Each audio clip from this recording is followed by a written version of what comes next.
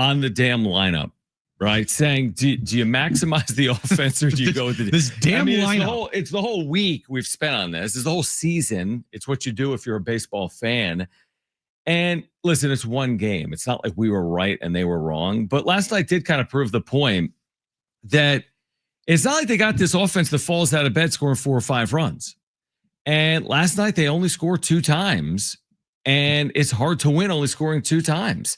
And Robert Suarez allows the 2-run home run in the 9th. And, the 3-game losing streak is over. It's not the end of the world. But to your point from the update, I mean, you're running out of time to win this division or to secure a seed better than 5. Like, the writing is more and more on the wall. Don't you agree that, like, they're heading down the path of securing the number 5 seed? There's very little time for them to make that move. And if they're going to make a move, it basically starts now. There's only 17 games remaining to make the move. So just to update everybody on the standings in the wild card race. Yeah. And the division, Padres trail the Cubs by 3 games for the 4 seed. All right. 3 back in the loss column. So they played the same amount of games. They're 3 back of them. The tiebreaker still to be determined. Yeah, we're not sure. Because they split the season series. So then it goes to intra-division record. And that's still up for grabs and in play. Mm-hmm. They are ahead of the Mets by 3 games for the 6th seed. Okay. Mets have lost 4 in a row. They're fighting for their playoff life. The Giants have surged to within 2 games of the Mets. Then you look at the National League West. Dodgers win last night. Padres lose. So the Padres are 2 games back of the Dodgers, but really 3 because the Dodgers hold the tiebreaker. All right. 17 games remaining. The schedule, we all know it. Yes, I agree. They have to start right now. Now, with all that being said, even with their loss last night, and even if they lose tonight, okay, bad series, right? Would we all agree with that? Sure, losing at home, bad series. Yeah. What if they swept the Rockies? Right. Then what do you say? And that's where I'm kind of at, where we said this 7-game homestand. I'm just breaking things down. I don't want to look too big picture here. I'm just breaking them down into series and homestands and road trips. So this 7-game homestand is so crucially important because you have, messed around and found out by, toying and just losing games to bad teams that you now have to play good baseball at home and you have to play good baseball against bad teams for the rest of the year. Mm-hmm. We said 5-2. At minimum 5-2 in this homestand. Right. And if they accomplish that, I think they're in a good spot because the Padres play the Rockies for 4 coming up this weekend, starting tomorrow night. Dodgers, they have an off day tomorrow. So you can gain a half game on the Dodgers tomorrow. If tonight doesn't hurt you even more and whatnot, but still, even if you lose tonight and the Dodgers win tonight and you're 3 back, you can gain a half game tomorrow. The half game, though, is inconsequential because at the end of the day, it's all going to equal out. You can gain maybe a couple games this weekend, depending on what the Dodgers do against the Giants. But anyway, I'm just looking at it. You got to be 5-2 on this homestand. Yes, I agree. I agree with everything that you just said, but also you don't control what the Dodgers do. I mean, you could go 14-3 from here on out and potentially not win the division because the Dodgers could go 12-5. And if they go 12-5 and you go 14-3, then obviously you're not going to win the division. So you don't control what the Dodgers do. Now, I think the Dodgers have a tougher schedule than the Padres because they play the Giants 7 times. Giants are losing right now to Arizona 4-0, I think in the 5th inning. So, I mean, a lot of it is out of your control. I said within the last couple of weeks, I think the Padres need another 14-3 stretch. And I still believe that. Mm-hmm. It's going to take something like that. You have 17 games left. They've done it twice. That's asking for a lot at this point. But with the opponents you have to come, it's at least possible, but it's not as simple as the opponents aren't that good. You're going to win. I mean, look at the Twins and the Orioles and the loss to the Rockies on Friday and the loss yesterday to the Cincinnati Reds. So it's more about the Padres, and the Padres have been a little bit of like imperfect group. There's been some good, there's been some bad, and here we are. Michael King yesterday returns, which is good. He pitched well, which is encouraging, but they lose the game 4-2, and now we're running out of time. We have a lineup. Oh, good, because it is the 5:40 start. It is the 5:40. We have a lineup. Do you want to guess what the lineup is? Not particularly. Okay. Is it a left-handed starter? It's a left-handed starter tonight. Okay. Is it the same lineup that they used against the left-handed starter on Monday. No. Is Luis Ariz back in the lineup because he didn't start yesterday against a left-handed pitcher? Yes. Okay, so Ariz is back in at the expense of Ryan O'Hearn at first. Fernando Tatis Jr.'s leading off in right field. Luis Ariz batting second, playing second. Manny Machado batting third, playing third. Sheets is your DH cleaning up. Ramon Liriano's hitting fifth. Jackson Merrill's in center hitting sixth. Ryan O'Hearn is at first base hitting seventh. Oh, wow. Jake Cronenworth is playing shortstop hitting eighth. And Elias Diaz is your catcher behind the plate. I continue to not understand anything Mike Schilt ever does. They're making it up as they go, because yesterday it was, it's fluid and it's defense first. And then today it's, okay, we're going to put Cronenworth at short. Yesterday in the eighth inning of a tie game, they put Jake Cronenworth at short and Luis Ariz at second. But defense, John, defense. We can't start a game against a righty with the combination of Jake Cronenworth at short and Luis Ariz at second. But in the most important part of the game, let's put that defensive alignment out there, because that makes sense according to what I'm saying. So you've got Merrill, O'Hearn, and Cronenworth in succession in this lineup. And you have Jake Cronenworth, like you said, at short. And you have Luis Ariz at second. So I don't even I'm fine with it. I'm 100% cool with it. I would advocate for something like that. I just don't understand why a day ago Mike Schilt is pushing back at it publicly with the media and then using it in the eighth inning and then unveiling this lineup today. So why are you pushing back? I don't get it. If it's ultimately like you're going to do it. Yeah, I don't know. It's like one day it's one thing, the next day it's the other, and you wasted 3 at bats last night with your quote unquote defensive alignment that you coveted on Jose Iglesias. Mm-hmm. You wasted those 3 at bats when a Luis Ariz could have got those 3 at bats against a right-handed pitcher, where he's hitting almost 300 this year against right-handed pitching. Right. Like, it wasn't like a lefty was on the mound.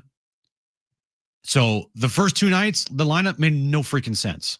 None. And with this lineup today, it makes the first 2 lineups of this series make even less sense. Now, again, if going forward, this is the lineup, maybe not like where guys are hitting, but the alignment of players, that's what we're asking for. Right, exactly. But if tomorrow you go right back to Jose Iglesias at short or Mason McCoy or whatever, then what are you doing? Make no sense. Like, make up your damn mind. Just pick a lineup and go forward for the rest of the season. Yeah, I mean, they're facing a very tough lefty tonight, right? I mean, Andrew Abbott's numbers are very good. I'll pull him up right now. He's got 288. He's got a 288. He's got a 115 whip. He's a very good left-handed thrower. And I'm all for putting your best lineup out there in an effort to score hopefully a couple of runs and find a way behind Nick Pivetta, who's been awesome, obviously this year. You don't have to score 6-7 runs. Like, hopefully behind Pivetta, you score a couple of runs and that's enough. I don't get the wishy-washy back and forth. One day it's defense, one day it's offense. You have 17 games until the postseason. Just pick what you're going to do. Mm-hmm. Just figure it out. If you're going to lean into the defense, then just do it and do it every day. If you're going to lean into the offense, just do it every day. But stop with the one day it's good enough for Cronenworth to play short, and the next day we got to think about our defense. Yeah. That doesn't make any sense. Yesterday, you said, I'm going to count how many times a ball is hit to the second baseman or the shortstop with Michael King on the mound. And you didn't count very high. No, you got to 2. That was it. So that's why it doesn't matter who's playing second base and shortstop, because when you have a total of 2 chances, who even cares? How impactful are 2 chances over the course of an entire game? I mean, any one chance could mean everything, but it's 2 chances. Yeah. I can't wait to talk to Kevin about that. Right? Because it didn't make any sense yesterday. And there's trust me, there is plenty to get in this game. We'll get to all of it. Manny struggles. Well, Michael King coming up. We'll hear from Manny. Michael King obviously making his return. But just the thought process that I'm trying to understand here with Mike Schilt. And by the way, it's not just us that's thinking like this, because we've texted back and forth with people and they're just like, I don't know. I don't get it. I don't know. You have an opportunity to put your best lineup out there, like your best bats possible. And you choose defense one night, and then the next night you don't, according to what they think. To us, hey, Jake Cronenworth at shortstop, it's not like the ball's going to go to him every single play. He can handle his own over there. Luis Ariz, he's played second base a lot in his career. He can handle second base. And I don't care if they commit an error because guess what? All the guys have committed errors. I saw Iglesias within the last week commit an error. I saw Croner with his second commit 2 errors. And by the way, all of the Reds' runs last night came via the home run. And they've hit 5 in the series, so you can't defend the home run unless you're Fernando Tatis Jr. and you literally go over a wall. Which he's been doing, and he did yesterday, and you it. still lose the game. So I'm with you. I mean, the story yesterday is the return of Michael King. And I thought he got a lot of praise, which I'm completely in favor of, but I still need to temper it. Because A, how does he bounce back from the start?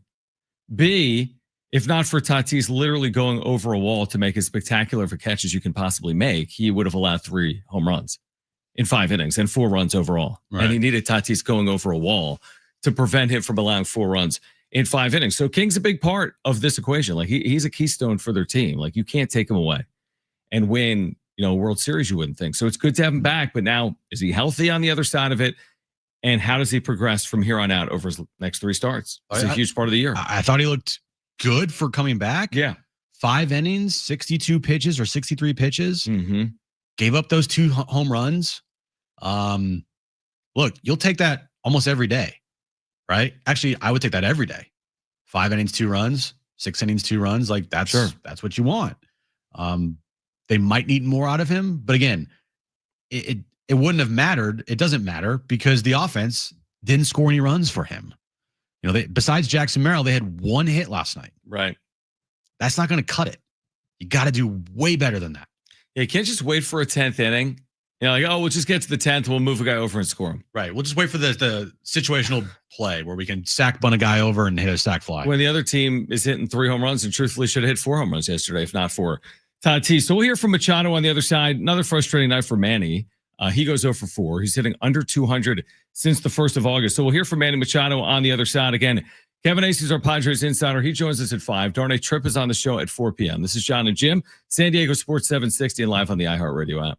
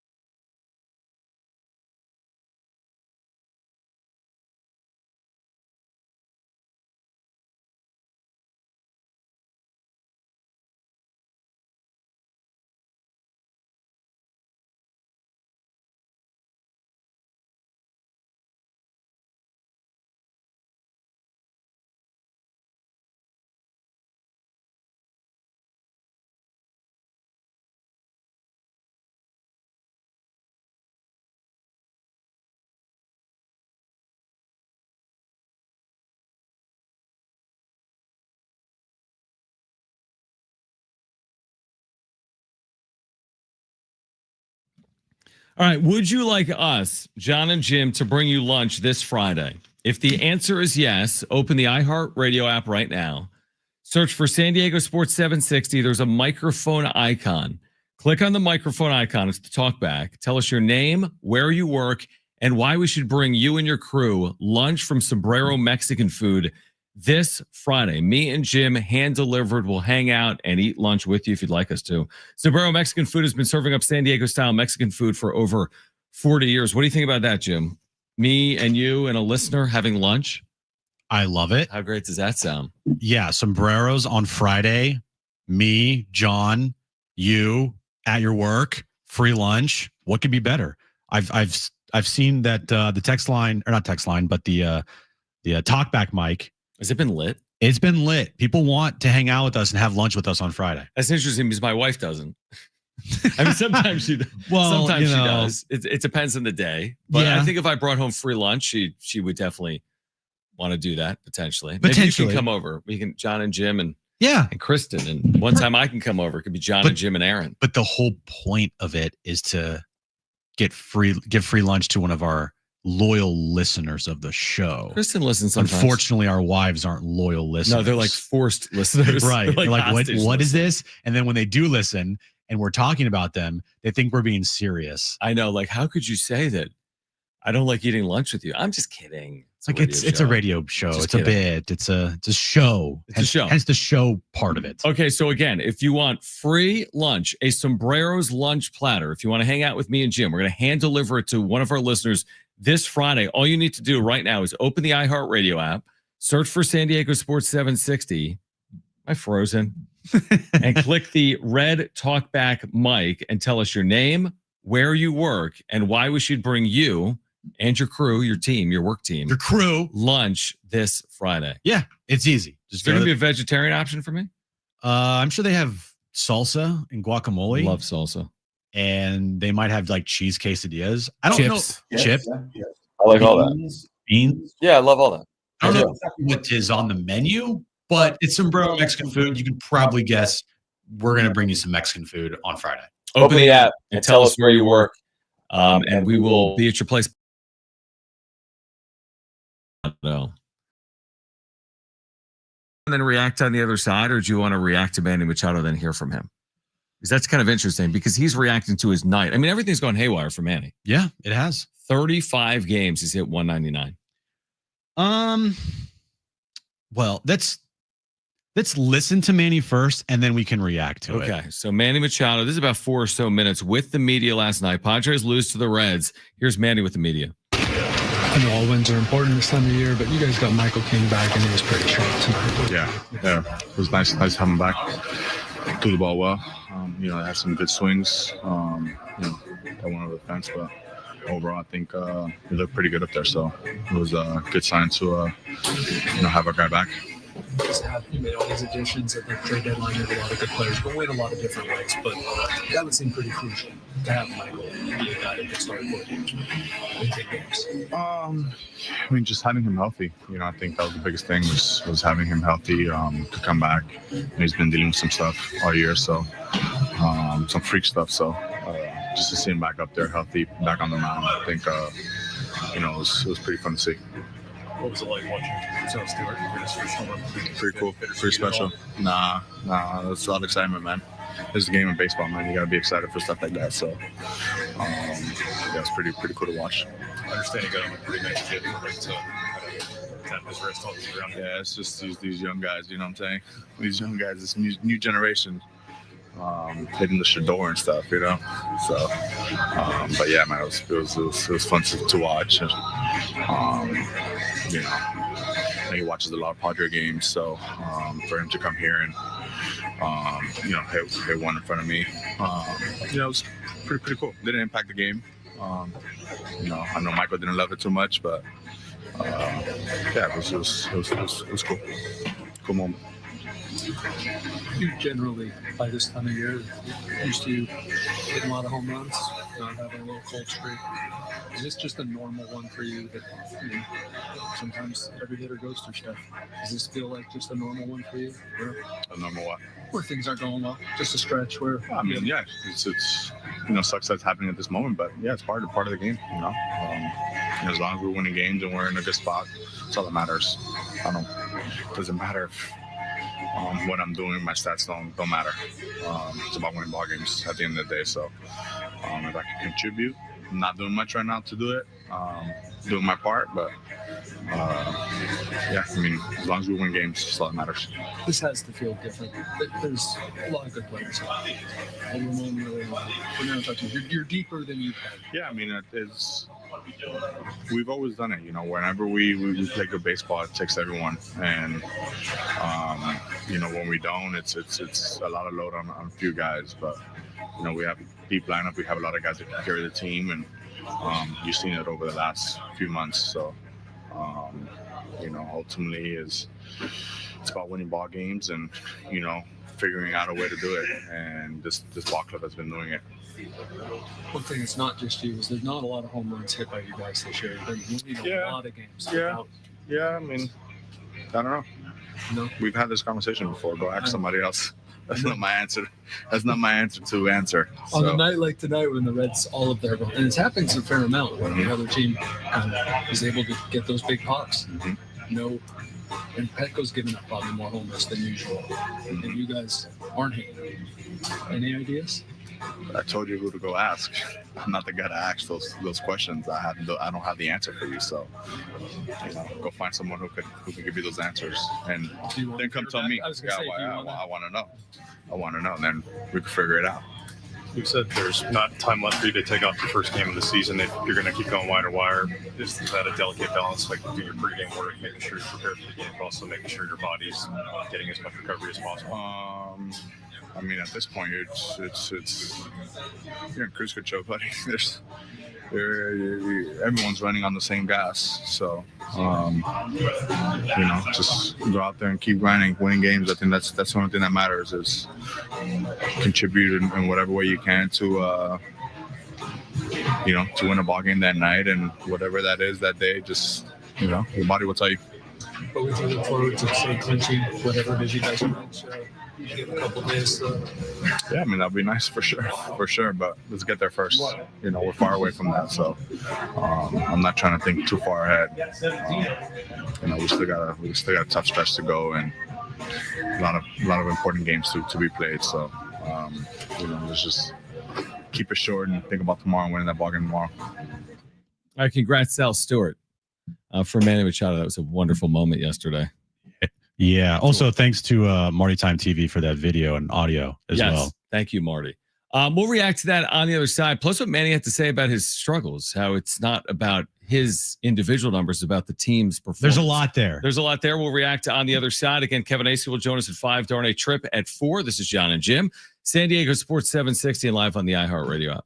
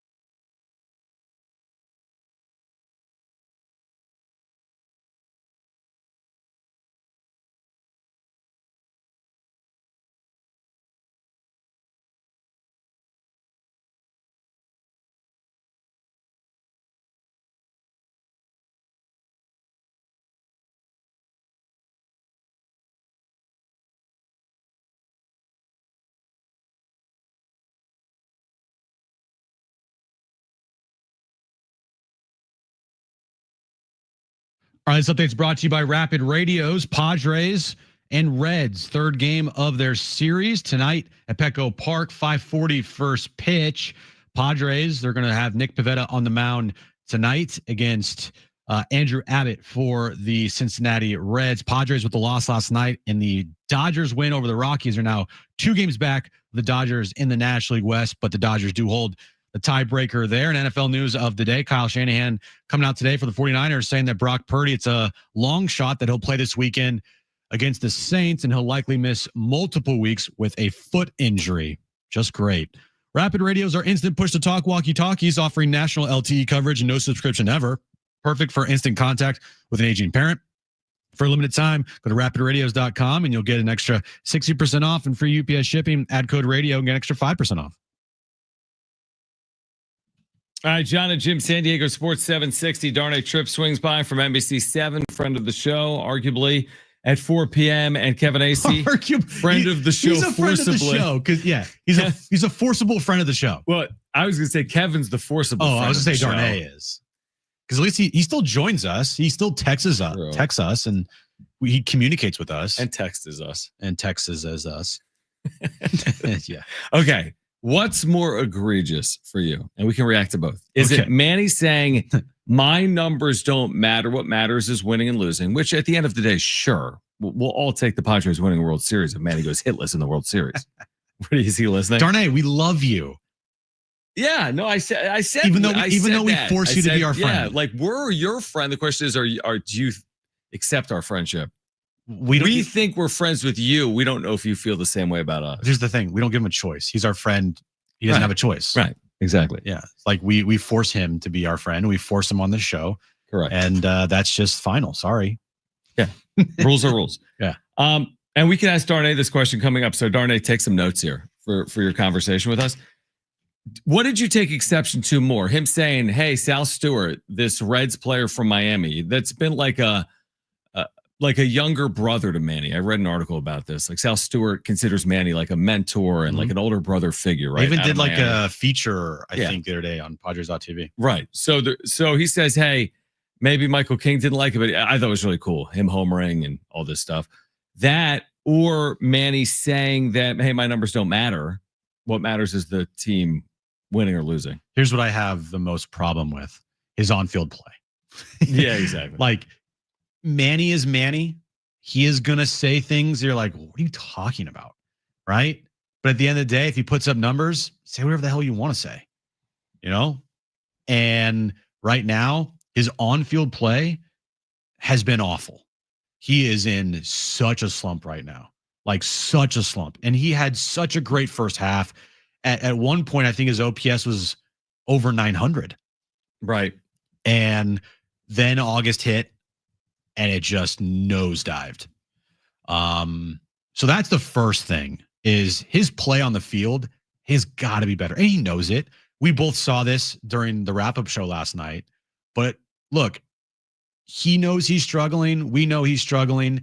And that poor Gatorade cooler got the brunt of his frustrations last night. Because if you missed it, there's a video from a fan that caught Manny Machado in the dugout take a bat to a water cooler, and man, that thing got blown up. So he knows it. He's frustrated. Of course he is. He wants to help the team win. And right now he's not doing that. So that's the first thing, is Manny's play on the field. It's got to be better. He knows it. We know it. Everybody knows it. By the way, since his 904 OPS, okay, he had a 904 OPS on June 10th. Remember last year he turned his season around June 10th. He did. So this is a tale of two seasons. Yeah. Because from June 10th on, listen to this. 79 games. You know what 79 games is? Half a year. Oh, no. He said 237. Oh. With a 708 OPS since June 10th. 708, which is probably lower than, well, Luis Arias for the year or Xander Bogaerts for the year.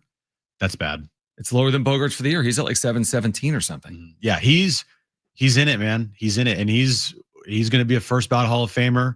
He's one of the best players in the game when he's right. Yeah. Like there's no denying that. But the numbers are the numbers, and Manny Machado needs to come up big for this team.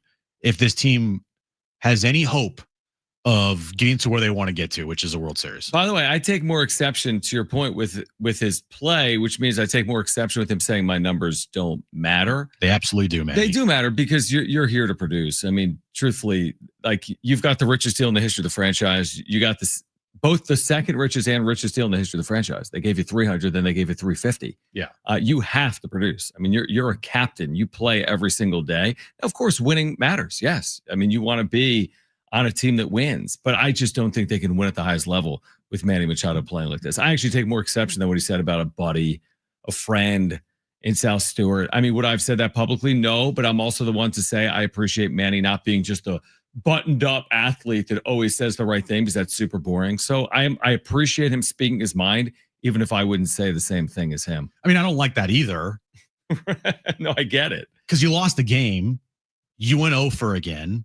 You didn't come through for your team. And, you know, you're sitting there saying like, oh, my buddy, I'm glad he hit a home run. I know Michael King's not happy about it, but that was fun to watch. Like, what? Oh, Michael King. I'm like, bro, what the hell, man? Right. Like, are we teammates or what's going on here? You know, like smiling and stuff like that. It's like, I don't know. For whatever reason, Manny gets away with that stuff. Dude, it is what it is, I guess. He gets away with a lot. He gets away with a lot. Somebody tagged us both. I don't even remember you know what it was, dude? It was Vlad Jr. last night, legging out an infield hit. Were you tagged in that? Did you click on it? You were tagged in something. I might have been tagged. And someone just put, I get that. Like, I wish Manny did this. And I'm like, well, what? Let me watch it. And it's a ball in the infield. I was shocked Vlad was able to leg this thing out. Like he was booking down the line. I'm sorry, like that's not going to be Manny, as we've said, but for whatever reason, not only is it not Manny, you're not even allowed to criticize Manny not hustling anymore. Like we've reached the point where it's one thing to play in the manner in which he plays. He plays 162 essentially. He's going to be close to that again this year. He doesn't want to take a day off. We're going to get into that as well here today. Right. But like we've reached the point where like I'll criticize Manny not hustling. People are like, that's not fair. I mean, this is how he stays on the field. Like, really? It's not fair to criticize a player for not for not hustling. That's not fair anymore because it's Manny Machado. Right. The reason why people get so upset when Manny Machado is criticized for poor play or for things he says or his leadership problems or not hustling or whatever it is, right? It's because when Manny Machado signed here with the Padres in 2019, it was the first time in the franchise's history that a player of that caliber chose the Padres. That's never happened before. And because of that, he gets a pass. Like, oh, Manny chose us. Right. It's so great to watch a Hall of Fame player every day. Yeah, it is great to watch Manny every day. But don't you want that Hall of Fame player to lead to like making and winning World Series and winning games and winning divisions and showing up in the big moments? You know, Manny chose the Padres. He chose to be here. Absolutely. And he should be applauded for that. But the second he signs that $300+ million contract, he's not this guy that's avoidant of being criticized just because he chose the Padres. Right. And because the Padres offered him the most money, by the way. Like, I'm sorry, every single player, especially the ones that are making the most money, if they haven't won, they're up for being criticized. And Manny hasn't won. Well, there's two ways to look at it, and I completely agree. You either win or you do everything in your power to help a team win. It would be one thing if last postseason he hit 519. 100%. If he hit 519 in 7 games and hit 6 home runs in 7 games, I'm never going to be like, Manny needed to hit 8 home runs. Yeah, if he's that's doing ridiculous. If he's doing everything he can, and like you got Toddy. and you got Robert Suarez giving up 2-run walk-off home runs. Like Toddy last postseason. Like we talk about these 24 innings, like it's like, I mean, this is like a part of the history of the franchise now. Yeah. But you couldn't possibly put that on Fernando Tatis Jr. I'll criticize Tatis for some of his play in 2025. What I won't ever do to this point in his career is criticize his postseason performances. I'll criticize him not be available in 2022. But what he did in 2020 and 2024, Toddy, should be celebrated. Manny hasn't yet had that postseason. So you better go lift this team up. You can't force them to win. You're one player, but you can do everything in your power with your play to put them in a better spot. And last night when Mike Schultz was asked about it, of course he scoffed. Yep. But I do agree with him on this at this point of like he's Manny Machado. He'll figure it out. Yep, that's what he said. Because they have no other choice. And I do believe that Manny, obviously, he has the ability and the skills and the talent to figure this out. Mhm. The issue is like, can he figure it out in time? Can he not only figure it out in time, but can he help lead the way? Can he be the bus driver and not a passenger on the bus? Right, like the ad campaign, like was it Volkswagen drivers wanted? Well, I was referring to what Charles Barkley would say about Kevin Durant. Yeah, but I get it. Like, can you be the primary? Can you be the alpha? Yeah, can you be the guy? Can you lead the way? You know, can you be that? Because you've never been that in your career in the postseason, never. So it's a big 3-week stretch for Manny. It's a big postseason upcoming for Manny. And like we're not saying anything here that he doesn't already know, or the team doesn't know, or the fans don't know. Everybody knows it. You know, all you got to do is just look at Manny Machado last night beating the crap out of a Gatorade cooler. Oh yeah, he's frustrated. Yeah, he knows he's got to be better. And you know, Manny's never the best quote soundbite. There's times when he's a good soundbite because it's like, what the hell are you saying? But look, he has to go out there and turn this thing around because they're going to need him. And I do trust Manny to figure it out. I just am still waiting for that to happen in the biggest moments at the end of the year in a postseason. Yeah, in a postseason, because you know what? I hope he does it this weekend against the Rockies. That's great and all, but I need to see it also in October. And by the way, it's not even 3 weeks. This season ends in 18 days for the Padres. All right. Does he need a day off? He's not going to get one. We can discuss on the other side. Plus, an update on Xander Bogaerts. We have Darnay Tripp with us at 4. Kevin AC at 5. We'll tell you about today's giveaways as well. John and Jim, San Diego Sports 760 and live on the iHeartRadio app.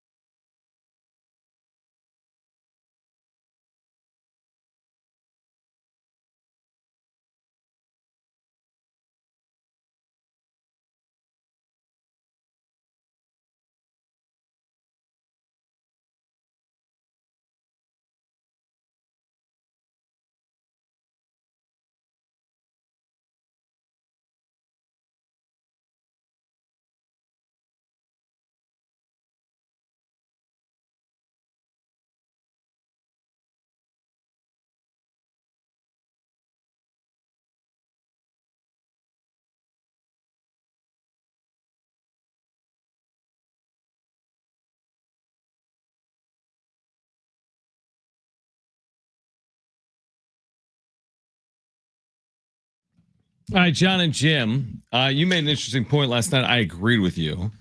It may or may not look good I made tonight. an interesting point. What? Well, you said he just needs a day off. Talking about Manny Machado. Oh, I mean, yeah, it's so clear as day, obviously. I mean, there's a number of reasons, truthfully, why he needs it. One of which is he just never takes them. And he's clearly not full. He could use the day. He's 33. He's hit 199 since August 1st. And he's clearly dealing with tons of things right now. He's not going to get the day. Maybe today's the day he hits 2 home runs or whatever. So that's the thing. But based on everything that we know to this point, he could use the day that for whatever reason he just hasn't taken basically all year long. I get it, but also it's like you don't want to do something that's detrimental to your team. Like it's great to play, but it's also great to be in a position where you can help your team win. Let me ask you this. Of all the players on the Padres that are struggling right now, I mean like struggling, maybe not to the extent of Manny Machado because I feel like his struggles are worse off than everyone else's struggles. Right.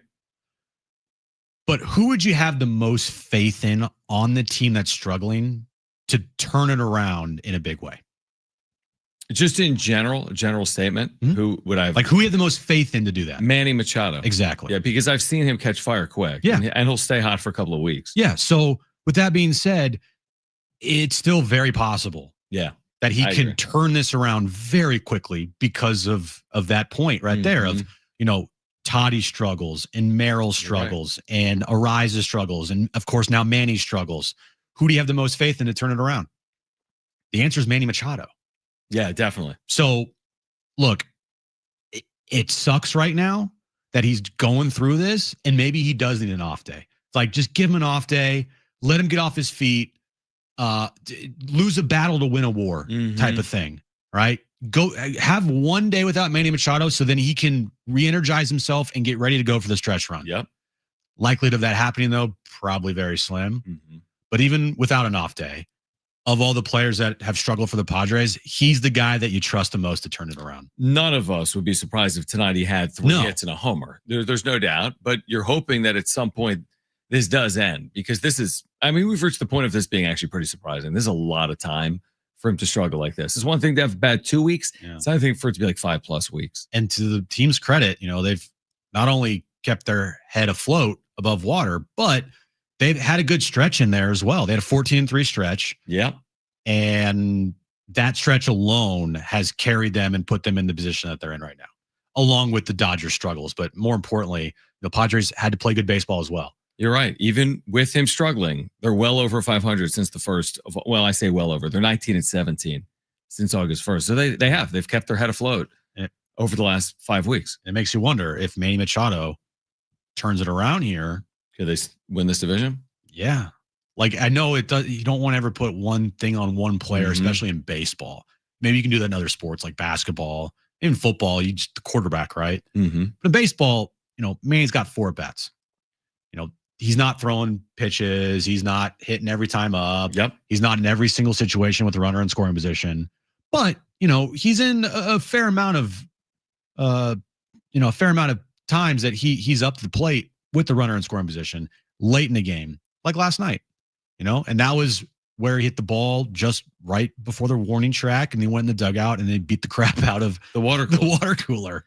Yeah, no, I'm with you. And again, would I be surprised if he turned this around? No. In fact, they need him to turn this around. They need him, for the Padres to win in the postseason. All right, let's go to the phones. Tim wants to weigh in. 877-767-4760. If you have thoughts on Manny and his struggles or the Padres, 877-767-4760. The phone lines are open. Tim, you're on with John and Jim. Thanks for calling. Gentlemen, how you doing today? How you doing, man? What's up, man? Hey, thank you so much for saying this. I mean, it's like sacrilege if you say anything against Manny. Yep. It's just ridiculous. And we all want him to show up. Yeah. Right? We all want it to happen. But like you said, if you look at his playoff record, after the Dodger series in L.A., they got their butts kicked. He took a private car by himself back down to San Diego without the team on the bus. You call that a leader? Are you kidding me? And starting in 2027, he's going to be making $39 million a year through 33. Wrap your brain around that, guys. I mean, hey, we all want it to turn around, but until this guy wins, I have a hard time rooting for him. Simple as that, guys. Appreciate you, Tim. Thanks for listening. I mean, I'm not going to criticize Manny for taking a car at the end. I have no idea what happened. I can't go there. I can only go with what I see when the games are being played. And I will criticize him for that. I will criticize him for his lack of performance in some of the biggest moments in his tenure as a Padre. That I am completely willing to do. The whole leadership conversation, all you have to do is listen to his own words to Kevin Acee a couple of years ago. What is this high school baseball? I mean, Manny's leadership style is somewhat unique to a lot in the sport. You know, to each their own. He goes against the grain. There's no question about it. It is not for everyone. I would agree with that. But it's hard for me to criticize some of the stuff that's happening like outside the white lines. I'm just going to criticize what I see between the white lines, which hasn't been good enough. Yeah, like, look, we've both heard things about Manny Machado, but at the same time, it's not fair to criticize Manny about those things when his play is the most important. If he was playing lights out MVP level right now, no one would be talking about certain things that Manny's done behind scenes to rub people the wrong way or say things to people or even get, people maybe fired.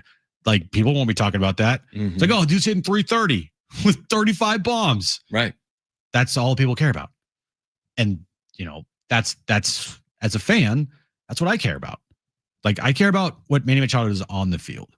Now, we'll probably talk about those things if on the field play isn't good, because then it opens up the door to like a conversation about everything. But right now, for Manny Machado, he has got to come through. There's kind of just no excuse and no exception. And I think when Manny doesn't come through, there is this feeling of like, well, it's Manny Machado. You should be thankful he's on the Padres.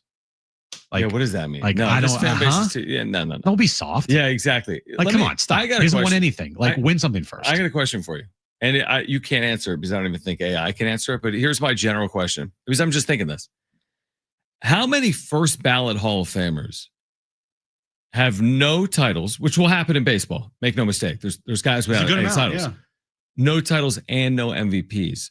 Now, the one thing he controls potentially is whether he wins a title. It's going to be very hard to ever win MVP. You're in the National League with like Shohei Ohtani, and you're 33. Like, if you haven't won an MVP by 33, is he going to win an MVP at 35? Very hard to envision that. But like, isn't that an interesting question? And I'm sure there's a number of guys. But like, to me, Manny is a first ballot Hall of Famer. I think he's going to hit 500 home runs or very close. I think he's going to have 3,000 hits. I think he clearly has 3,000 hits with health.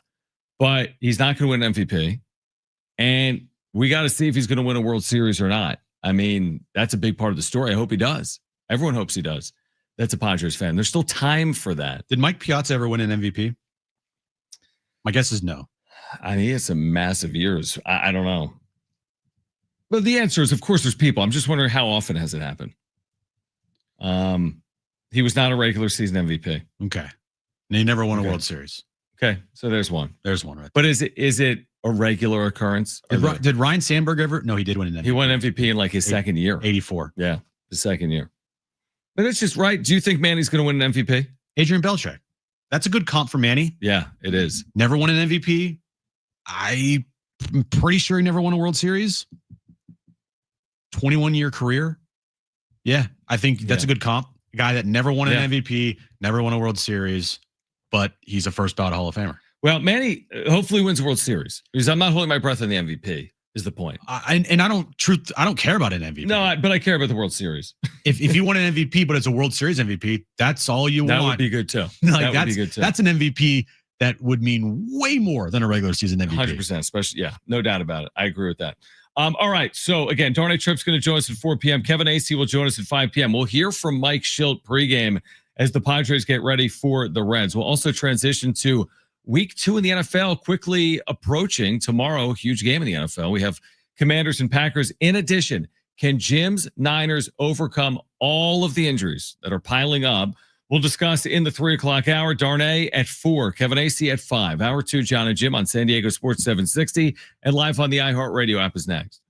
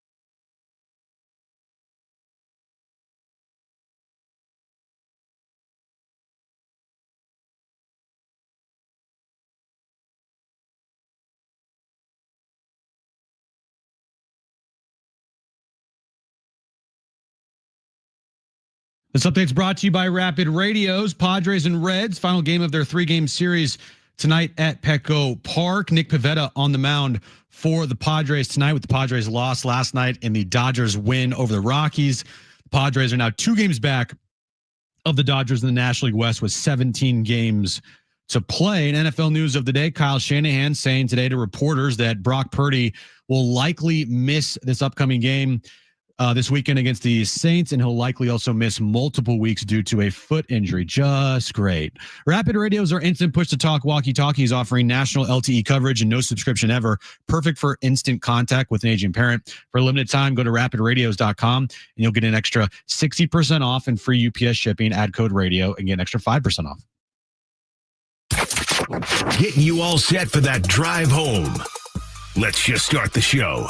Here's John and Jim. All right, San Diego and Southern California, what's going on? This is hour 2 of John and Jim. Darnay Tripp from NBC7 will join us in 1 hour at 4 p.m. And Kevin Acee will join us coming up at 5 p.m. as the Padres and Reds square off in Game 3 coming up tonight at 5:40. Oh, by the way, Tony Gwynn would be an answer to my question. Because he never won an MVP and he didn't win a World Series, although he did appear in 2. But Tony Gwynn was a first ballot Hall of Famer. And so did Mike Piazza, by the way. Yeah, I mean, Manny's appeared in a World Series. Baseball, obviously, there's only so many guys that have won a World Series. Yeah. And there's only so many guys that have won an MVP. Right. Only one per year. So, I mean, obviously, there's a lot of guys in the Hall of Fame that haven't won a World Series and an MVP. But there's also guys that have won World Series and MVPs in the Hall of Fame as well. So it's just kind of an interesting conversation. Yeah. And Tony is in a different category where, like, he's with the Padres his entire career. Correct. Yeah, exactly. I mean, that's something that Manny can't be because he's played in 3 stops, right? Right. Yeah. So, and that's harder and harder. In today's world, I'm just thinking in baseball. I mean, there's not a lot of players that play with one team for 20 years. And let's be honest, Tony was not even remotely as controversial as Manny Machado has been. It's also a different world. It's social media plays a huge role in this. Yeah. It's a different world. But no, you're right. It's not a conversation about Manny and Tony. It's just a conversation about Manny. Right. And Manny, here's the thing. The Padres now, the expectations are as high as they were even during Tony's best years. Probably, I mean, they're spending more than they spent even when the Padres were in the World Series, right? Even by those dollars back in those days. So the expectations are as high as they've ever been. And when Manny signed here, the expectation was to win a World Series. That remains the same here in the 7th season of Manny Machado in San Diego. Right. Right. Okay, so Darnay will join us coming up at 4 p.m. Kevin at 5. So you've been mentioning this in your updates. The San Francisco 49ers entering week 2. Not only could they be without their quarterback in week 2, they could be without their quarterback Brock Purdy for multiple weeks. Your question is, can they overcome?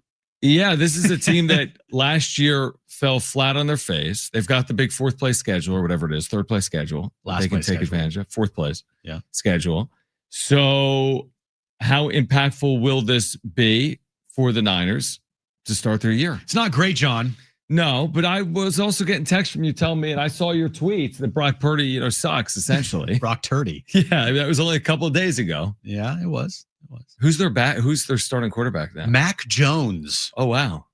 Life comes at you quick. It's funny how everything comes full circle here for the 49ers and Kyle Shanahan, because if you remember in 2020, the whole debate of Mac Jones versus Trey Lance and how Kyle, the reports are, loved Mac Jones, but the organization wanted to go with a more dynamic player in Trey Lance. Wait, your video is yay, no Mac Jones or whatever? Is that your video? Yeah. Yeah, you tried to keep that from me? It's not Mac Jones. It's not Mac Jones. Brent, you still have that somewhere? Brent's going to see if he has that. The last thing Jim. And now I'm rooting my ass off for Like I said, life comes at you quick. It doesn't feel like that long ago. We were talking about that video and that night. And that drive. I remember it like it was yesterday. 2 things. The fact that the Niners could overcome moving all those picks and drafting Lance and putting themselves in a Super Bowl as recently as 2 years ago is amazing. But now on the other side, here they are with Mac Jones and Kendrick Bourne. They're dealing with injuries everywhere, right? Yeah, it was the thing that they couldn't afford to have this year, which is the injury bug. Because last year it ate them up and spit them out. The injury bug played a huge role in last year's team's 6-11 season, I think it was. It went 6-11 last year. That's a 4th place schedule. That is a 4th place schedule. I didn't realize it was 6-11. It was bad. So Here's my positive 49er Jim take. At least it's happening now and not the end of the year. Yeah, it's true, actually. Yeah. Kittle, he's going on the IR, but it's not like he's going to miss the entire season, knock on wood. Mm-hmm. Brock Purdy, he might miss a couple weeks, but, Mac Jones as their quarterback, he can win a game or two. And we'll see what happens for the rest of the team with Chris McCaffrey and, Jawan Jennings and the other players. But the main thing with the 49ers, and they just can't seem to get away from it, is the injury bug. That's the one thing about this team over the last, 9 seasons with Kyle Shanahan, is his team is one of the most injured teams in the league every single year. And the years that his team isn't injured, they're in the Super Bowl. Yeah. It's crazy. Now, they made the NFC title game in 2022, and they're the 6th most injured team in the league. Brock Purdy, if you remember, he was a 3rd-string quarterback. Take away the name. The game they lost to the Eagles without a quarterback, right? And he got hurt. Yeah. Ironically. Yeah. So when they're injured, and it's a lot, they don't do well. But when they're healthy, man, they're like one of the best teams in the league. Now, their schedule, I think, does help them because they're going up against Spencer Rattler this weekend with the Saints. Like, if you can't beat Spencer Rattler, it's a problem. Right. Now the Cardinals and the Rams, that's going to be tough division opponents, which, you gotta take care of the, games in your division, but at least they're not out for the season yet. That's the encouraging sign. As I say, yet, right? Yeah. So we'll see, but again, it's not great. And of course, now I will have to be rooting for Mac Jones when I vehemently did not want Mac Jones on my football team. Did you find this out? This was Jim.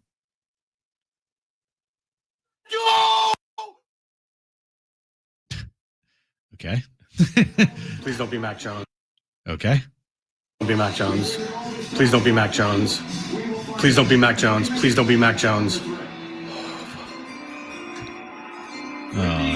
It's Mac Jones, buddy. I'm going to go back in time and tell myself, what are you doing, you idiot? Let's go! Oh my God! It's not Mac Jones! Oh my God. It's more embarrassing you're excited for Trey Lance now. At least you didn't say it's Trey Lance. You said it's not Mac Jones, to your credit. I think it sounds way worse if you're like, we got him. Yeah. Trey Lance. Yeah, but now it's very ironic and very funny that it's amazing. Mac Jones is the starting quarterback for the 49ers. That is actually amazing. Here's the other thing. In terms of life comes at you quick. Yeah. Eagles Chiefs is Sunday night, week 2, right? Rematch of the Super Bowl. Sunday afternoon. Sunday night is Falcons Vikings, a rematch of the national championship game quarterbacks. Okay. I'd prefer to see Eagles Penix Chiefs. And McCarthy. I'd prefer Eagles Chiefs. I would prefer that too, but the reason why it's a Fox afternoon game, you know why? No. Is because Fox paid the most money for that game. So is that just they just are paying for that specific game? Because typically Sunday Night Football gets the best game, right? It's not just the best game. These networks pay for what they want, right? So Fox might get what I'm assuming happened is, and this happens with all the networks, they look at the schedule and there's kind of like a little bit of a bidding war that goes on.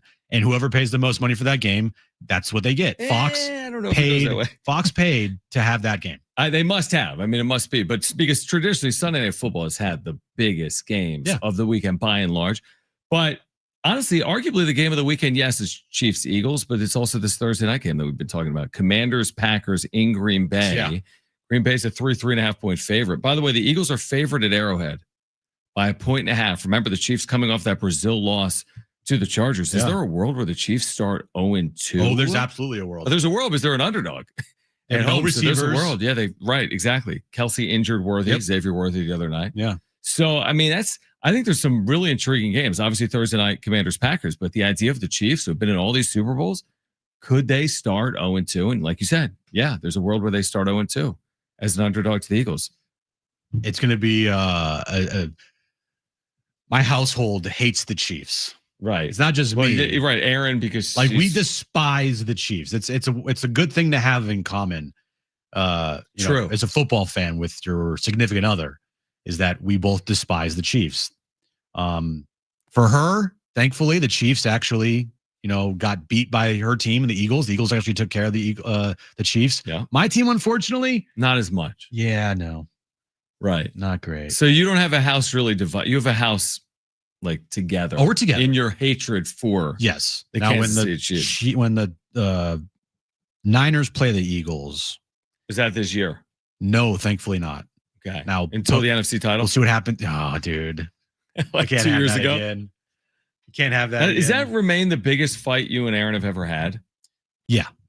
Yeah. And we've been together. I almost said dating. Like we're married. We've been together for over 3 years.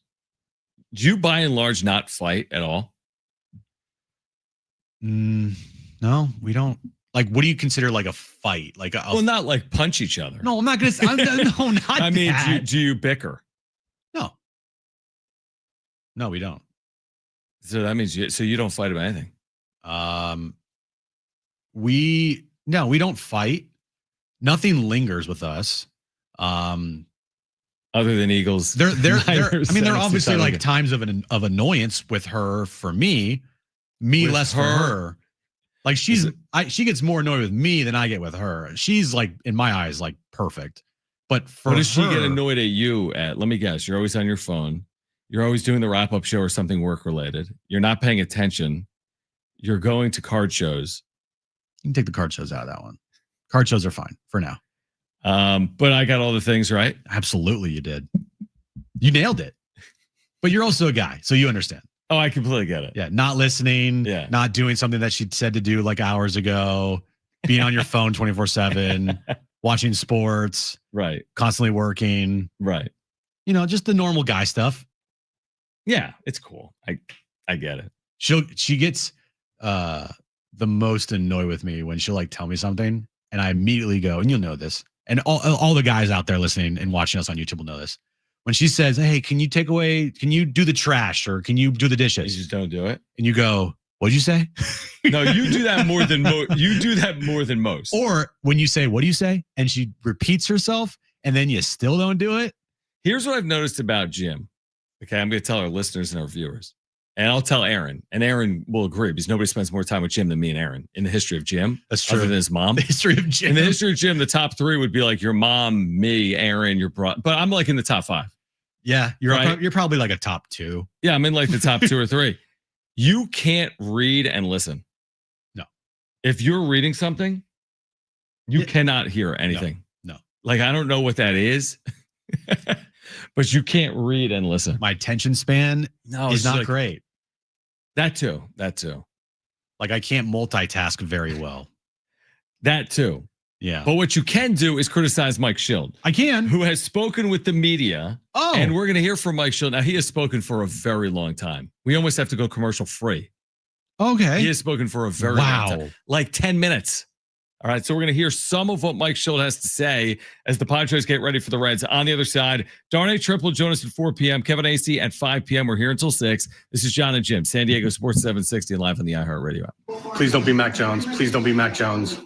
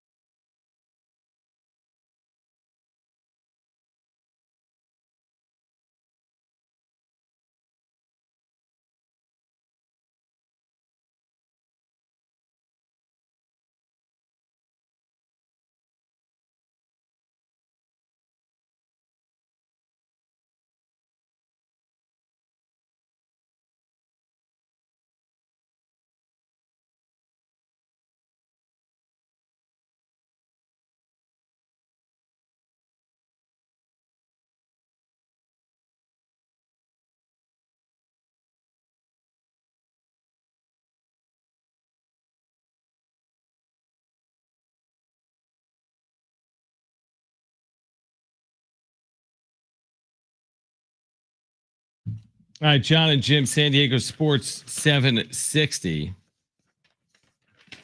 Is there something I'm supposed to read? Probably. Maybe. No, not right now. No? Okay. Yeah, there is. Oh. The iHeartRadio Music Festival's back. Live performances by Ed Sheeran, The Offspring, and more. September 19th and 20th at T-Mobile in Vegas. 2 nights, 1 stage. Buy tickets at AXS.com. Get them now before they sell out. While all the world is listening on iHeartRadio, you could be there. Get all the information at sportsSD.com/festival. All right, Mike Schill. I think this starts with Michael King. Long media scrum with Mike Schill. We'll play a handful of minutes of it. This is Mike Schill just moments ago as the Padres get ready for the Reds. It was fantastic to see Michael on the mound. Thought he threw the ball very well. Came out of it last night in a very positive fashion. And today, there's been no reports that he didn't feel anything other than normal after a start. So a really positive day for Michael and the Padres. With the recent work that we've seen from the high leverage arms in the bullpen, how does that affect availability today? It affects it. I'm not going to tell you what our bullpen availability is for today. But yeah, guys, it's a correct question, but there is a competition going to take place tonight that, I'm not going to declare who or who's not available. But yeah, there's been some guys that we're going to, be smart about. Thanks. No, you got to ask the question. Yes, ma'am. Why is there, I've been asking this question for 2 years. Why are there high leverage arms and low leverage arms? Why can't you have a bullpen with 8 guys that can do everything? I think that's fair. I think actually you put your bullpen together, and I've said this for years now, and I think your point's well taken, Barry. The best bullpens, somebody's going to pitch more in a high leverage role. It's just the roles of the bullpen. Somebody pitches 7th, 8th, and 9th and establish those roles. And they can be interchangeable as they are with us in some degree. But your strength of your bullpen is we're in the middle of a 10-game stretch. To the question earlier, there's going to be some players that have pitched with more high leverage, having won 3 in a row and having been in a close game last night that dictated they pitch. The best bullpens have 2 things. When everybody's available and you happen to be down, that's still high leverage. You're down 2. And if you have a bullpen that can hold it right there and give your offense a chance to come back, then that's how really good teams take place. And we've been able to do that this year with our bullpen. The second layer to that is if you have 2, 3, 4 guys down on a given day because of the workload, that those same guys can now go and pitch in a tie-up game in the 6th, 7th, 8th, and 9th and be able to bring it home. And so really they are high leverage guys, to your point, but they have the ability to go out and be able to get the job done. Where do you, the history of Padres relief pitching. Where do you rate this bullpen? Because the Padres, no matter good or bad, have always had a great closer and a great bullpen. It's really unfair for me to rate it. You would have a better understanding of that than I would. I am familiar with the history. Of course, it starts with Trevor Hoffman, our Hall of Famer. And it goes way back before that. Yeah, I know there's been, bullpens that have been historically good here. How I would rate ours would be unfair to knowing all the variables that, to make a fair evaluate. All I can say is our bullpen is really good, and it has been a strength of this organization for a long period of time. Have you given any thought to closing Miller more? Yeah, Miller has closed when Suarez isn't available. Miller also, like last night, took down the top of the order. You can have your perspective on what's high leverage. 8's high leverage and 9's high leverage. High leverage is relative to where the lineup is. We've used Miller in the 7th at the top of the order. When Jason was here, we did the same thing with Jason. We used Morihone in a lane, but for example, for tonight, he might be in a different situation of high leverage. The other thing that factors in is, you look at the percentage. Suarez gave up a homer last night, so I understand the question. But I also know based on save percentage, and also just based on the fact he's been an all-star the last 2 years, he's been a guy that's been really good for us, and he's been exceptionally good for us since the All-Star break and the trade deadline. That he pitched the ninth last night and it didn't work out, but he's also been a big part of the success that we've had, and he's leading the league in saves for a reason. Mike, offensively with Jake Cronenworth this season, he's trending towards having a career high on base percentage, walking as much as he's ever walked before. What have your thoughts been on his season at the plate? Quietly good, to trending towards great. And I'm glad you brought it up because he's put a lot of energy and time into it. The swing decisions continue to be good. The on-base percentage, as you mentioned, is really high. He's been more consistent against lefties this year. His approach, he's got two things working for him in concert consistently, and that's having a good stroke, nice short stroke, coupled with a good approach. Those two things are in concert, then you're going to have good at-bats. Good at-bats mean more walks and more hits. What has been the key about Pavetta to having see his production go to another level this year? I think a lot of things, quite frankly. But I think Nick's gotten to that point where, he's gotten the ability to have that sweet spot in his life where he's gone through a lot of different experiences and as a starter and worked through getting deeper in games and what pitches work for him, how to turn over lineups. So that's been probably a work in progress for him for probably his big league career as a starter. And guys get to that point in their career where they learn to do that. I think also he's, really comfortable with who he is and how he operates here and the game plan here. And he's playing with a good team. All right, enthralling stuff. Hey, Mike, can you please talk about this bullpen and how good it is compared to the history of bullpens in baseball? He's not to defend. I have to defend Mike Schill. He's not a Padres historian. Yeah. He's supposed to get his team ready for tonight. He's not sitting around with the Padres encyclopedia from Barnes & Noble. Hey, Mike, can you talk about how good Mason Miller's been compared to him to the 72 team? Like what? Like, how is that relevant? How does that have anything to do with pregame media availability? Barry. Pre-game. And I say Barry isn't Barry Bloom because he asked the question. Maybe it's time to just do something else. I'm just saying, man. Oh, man.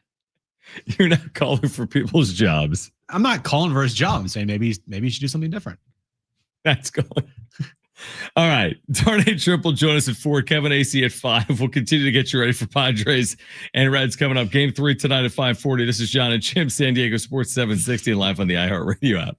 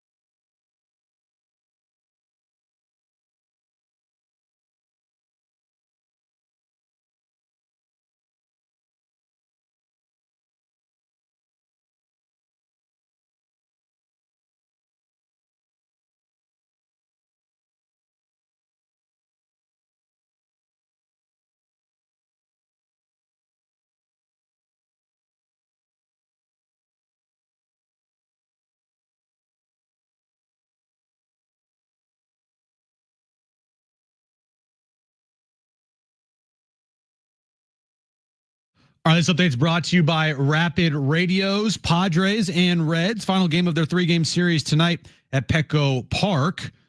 Nick Pivetta on the mound for the Padres. Padres trail the Dodgers by 2 games in the National League West after their loss last night, and the Dodgers win over the Rockies. Dodgers finish up their series with the Rockies tonight in L.A. And NFL news of the day, Kyle Shanahan saying it's a long shot that Brock Purdy will start over the weekend against the Saints and that he might miss multiple weeks with a toe injury. Just fantastic. Rapid Radios are instant push-to-talk walkie-talkies offering national LTE coverage and no subscriptions ever. A great alternative to a mobile phone for your kids. For a limited time, go to rapidradios.com now for 60% off and free UPS shipping. Add code radio, again, extra 5% off. All right. Well, what we didn't hear from Mike Schilt during that thrilling media scrum that continued for another few minutes. It's still going on. It's probably still happening. We didn't hear him say that Randy Vasquez starts Thursday tomorrow, but he will. Yes. And we also didn't hear him say or comment on Xander Bogaerts starting baseball activities, but he has. Yes. There is video of Xander on field this afternoon, beginning the process of returning, hopefully to the major leagues before the end of the regular season. So clearly they got some positive news on Bogaerts because he's jogging, he's working out. Mm-hmm. And we're 18 days out from the end of the season, but maybe that gives him a window to get back in the next 10 to 14 days. Mm-hmm. And then Randy Vasquez has played a pretty big role, honestly, for this team. He's made a lot of starts for this team this year, and he'll have another chance coming up tomorrow against the Rockies. Yeah, before Barry Bloom asked about the history of bullpens in baseball to Mike Schilt, I wish we could have heard a question about, hey, Mike, look, the lineup tonight, I know we talk about it all the time, but this lineup going forward, what's going to be? You know, he probably won't give a good enough answer, and he'll probably go around in circles and exactly say it's fluid and yada yada yada. But that is one of the big takeaways for a pre-game scrum is the lineup construction. Right. That night, you're talking about the lineup. Like first thing, like, hey, interesting. You have stated as early as just a week ago, you would not have Jake Cronenworth at shortstop unless you're trailing in a game and you're trying to go for it. Then you put him at shortstop on Sunday. Then the next 2 nights, you don't put him at shortstop and you have a lineup with Mason McCoy or Jose Iglesias in it. And then against a lefty tonight, you have 5 lefties in your lineup. Mm-hmm. Can you explain the reasoning behind doing that?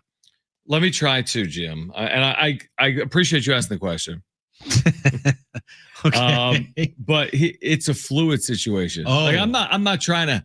Okay. I understand you have a job to do. Oh yeah. But I don't know what else I can tell you. He loves that. I know. I don't know what more I could say.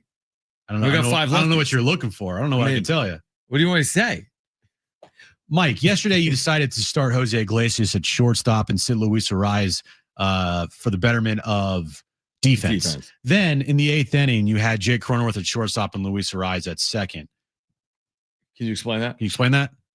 I don't know what you want me to say. I mean, yeah, I mean, there's no real answer here. What I wish they would do, and it has less to do with Schilt's explanation and more to do with what they're going to do, right, is just pick what you're going to do and go that route. Because there's so few games. 17 is about 10%. Right? Yeah. Every 16 is 10%-ish.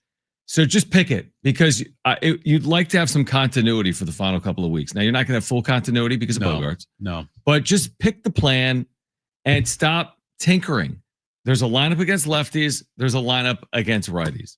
And stop tinkering is what I would say. Because I don't want it to just be some random lineup when they get into the postseason. Like, oh, here we are. Let's just go with some random. No, they should have used it down the stretch. My guess, though, if they get to the postseason and Xander Bogaerts is still not fully ready to go, they're not trotting out Jose Iglesias as in their starting lineup. I wouldn't think so either, which is even more of a reason to do what we've been talking about, which is just do it. But he's just so combative with the idea of putting out the best lineup over the best defensive lineup. Well, you may recall, Jim, that during our losing streak, I'm Mike Schilt now, our defense wasn't great. Yeah, but you also allowed 3 first-inning home runs twice in that streak. Yeah, you've allowed 5 runs this series where the ball went over the fence, and that counts as a point. Are those all solo? He was a 2-run home run, actually, in the 9th. That's right. So they've allowed 6 runs on 5 homers. That's actually not bad. It could have been worse. Yeah. It could have been more than And 6 they could have, and it should have been more if not for Tati. If not for another just insane play by Tatis. Just real quick on Tatis. You know, he's robbed 4 home runs in the last like 35 games. AJ Caswell had the stat. It's like the last 20-something home games. Home games, yeah. Yeah. AJ Caswell. Oh, nice new picture for AJ. Where is it? Yeah, Fernando Tatis Jr. has he doesn't have it. I thought he did. But he's robbed 4 home runs in however many games at Petco Park. It's 4 times in his past 27 games. okay. It's absurd. It's absolutely absurd. Was that the best one of them all? You say that every time. I know, but that's the thing. It feels like it gets better and better with each. It was great. Home run robbery. Here's my question. Why did he come up as a shortstop?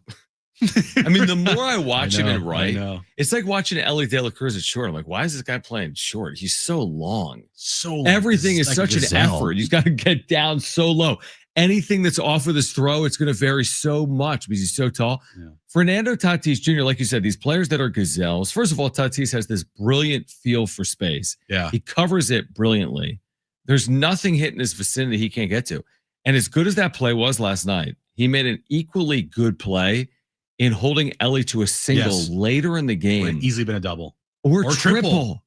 Now, later, Ellie would actually end up at third with 1 out, and then Estrada went strikeout and something. But, I mean, it doesn't get better than Fernando Tatis Jr. in right. No, it doesn't. Defensively. And you think to yourself, like, man, if you could just add the offensive season from 2021 coupled with his right field, outfield defense now. Well, that's a top 2-ish player. That maybe is the best player in the sport. It would be right there. You're right. I mean, there's some gaudy, there's some players. Like I know Otani's there and he pitches and whatnot, but I'm just there's some great years. But what he does in the outfield, it does feel like he has taken his unicorn status at the plate, and now it's being transferred to his outfield defense. He's no longer a unicorn at the plate. He's no longer this special, one-of-one talent at the plate. Right. He's a sub 800 OPS guy. He has pop, but for the most part, he's not putting up gaudy numbers anymore. Offensively. Yeah. But defensively, he's doing insane things. He's robbed 4 home runs in the last 27 games at home. It's amazing. And last night, I think Tatis even said that was his favorite one. Yeah, I think he called it his best one yet. Yep. Just the way that he's moving to his right, and he just one fluid motion. Up, boom, swoop, take it back, throw back to first base. Almost got a double play. If you're Tyler Stevenson, he would later hit essentially the game-winning home run. Ironic, of course. But if you're Tyler Stevenson, I can't. That's the problem with the major leagues. The players are so good that you can hit a ball like that, and you get no credit for it. Jose Iglesias hit the ball like that early in the game, and he got robbed. I know. It's just everyone's just robbing home runs in right field. The Padres have had a lot of them. I mean, it's not just Tatis. Merrill's made those plays in his career. Laureano in left within the last 10 days did something at Petco like that. Well, there's no doubt about it. He's going to win not only a Gold Glove, but he's going to be the Platinum Glove winner in the National League. If he's not, that'd be shocking. That would be ridiculous. But it also proves that this point. Now, I did think maybe his defense was going to save the game for them. Like that's an extreme example of maybe that was good. Because if he doesn't make that play, it's 4-0, you're cooked. With this offense right now, you're pretty much cooked. So that might have been the difference between winning and losing, even though they lost. But it does kind of go back to the point that I've tried to make. And it's not to fully knock defense. I'm not saying just put Scott Hatteberg at every position like it's Moneyball. But I am saying that you can have the best defensive combination ever, but still at the end of the day, you need to find a way to create offense. Defense does have value. I just believe that offense has more value. That's my point. I think it's especially the way 2024 ended without them scoring. That you could have the best defense ever in games 4 and 5 last year. You still didn't score. So I get it. Defense matters. Of course it matters. You can't just have a bunch of disasters in the field. Yeah. But I just treat offense with a little more of a priority, especially with the Padres. Yeah. Than I do defense. Yeah, exactly. Here's where it doesn't matter. Can't score. Yeah, like you can see exactly. Yeah. If you can't score, and if they're hitting the ball over the fence, your defense does nothing for you. Right. So you might as well just put your best lineup out there. And I just continue to preach. You're not going to have two guys playing in position, Cronenworth and Arise, that don't know how to field the baseball. They can make the routine play. Mm-hmm. And that's kind of what you're asking for. Now, the defensive web gem type of plays, those aren't going to happen every game. But when they do, if they don't make it, okay, so be it. But I'd rather have their bat in the lineup rather than one of them on the bench, especially Luis Ariz against a righty. That has to change, right? And then the conversation about the left-handed a lineup against a left-handed pitcher. Yeah. When Xander gets back, it will be easier to make a lineup card against a left-handed pitcher. But until Xander returns, the lineup that we see tonight, or at least the players that are in the lineup tonight, need to be in there a majority of the time for the rest of the year. Completely agree with that. Why don't we do this? Can we get to the wrap on the other side? Because Darnay's going to join us at 4. We'll get to the wrap on the other side. Darnay Tripp from NBC7, his thoughts on the Padres coming up at 4 p.m. Kevin Acey, our Padres insider, will join us at 5. We're here until 6. We've got great giveaways for you today, including a $50 gift card to Ortega's for San Diego Restaurant Week. We'll give that away in the 4 o'clock hour. This is John and Jim, San Diego Sports 760 and live on the iHeartRadio app.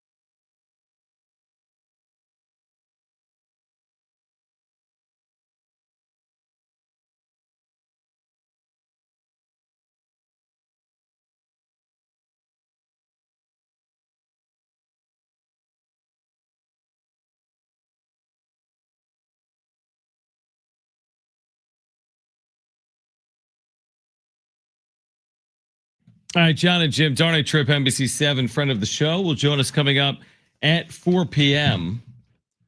To remind you that tonight at 6, right here on San Diego Sports 760, we do have SDFC Midweek Live. You're going to hear from the head coach, Mikey Varas.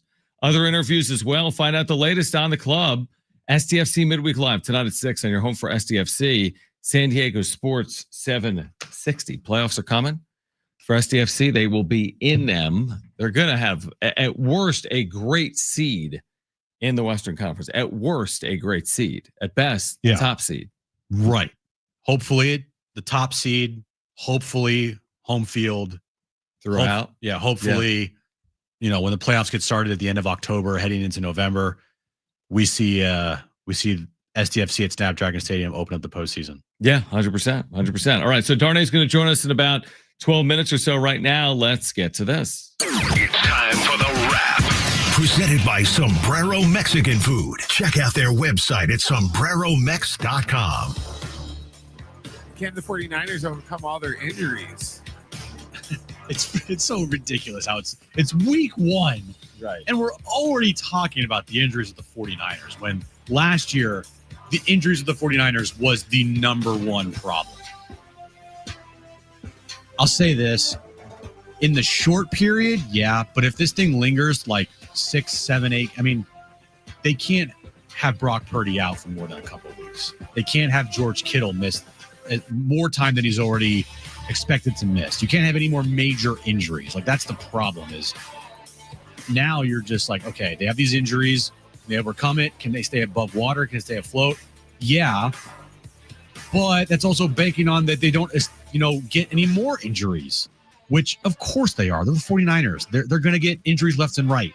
I'm sure they'll have another season-ending, soul-crushing injury next week. The question was, can the Niners overcome their injury issues? The answer is no. Next question. Season is over. At September, 10th, it's over. Next question. Who wins tomorrow's Thursday night football game between the Packers and Commanders? Now, this game is in Green Bay. Green Bay by 3.5. Yeah. So they're getting 3 points at home, and they're favored by 3. Yeah, I'll take the Packers in this one. It's him to win or to cover?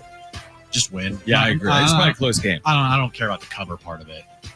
But the thought would be that Micah Parsons going to get his playing time increased. He's going to play more than just 40% of the snaps. He's probably going to be in there maybe closer to 65, 70, 75% of the snaps. And there's no doubt he'll have an impact in one way or the other. And they're at home. So, yeah, I'll take the Packers. What a massive game. Huge Obviously in the game. NFC. Green Bay because of this recent story with Parsons being traded. And then the Commanders coming off that surprise trip to the NFC title game behind Jaden Daniels last year. I'm with you. I'm just going to give home field the edge. I'm going to give that as the difference for the Packers. I think it'll be a close game. I think it'll be a good game. I'll say the Packers by 3 tomorrow night on Thursday Night Football. Next question. Should the Eagles be the number one team in this week's NFL power rankings? Yeah. These power rankings are out. Oh, the power rankings. I love me some good power rankings. And the Eagles are number 1. Okay. What do you make of that? They should be. Okay, that's. I mean, who else would it be? Buffalo, but I think we might be a little too reactionary on Buffalo with their crazy good win. They gave up 40 points, guys. True. You know what I mean? I would still say the Eagles number 1. Who's your number 2? You're saying Buffalo? No, I would say Green Bay number 2. Ooh. I would say I'll give Buffalo number 3. I'll give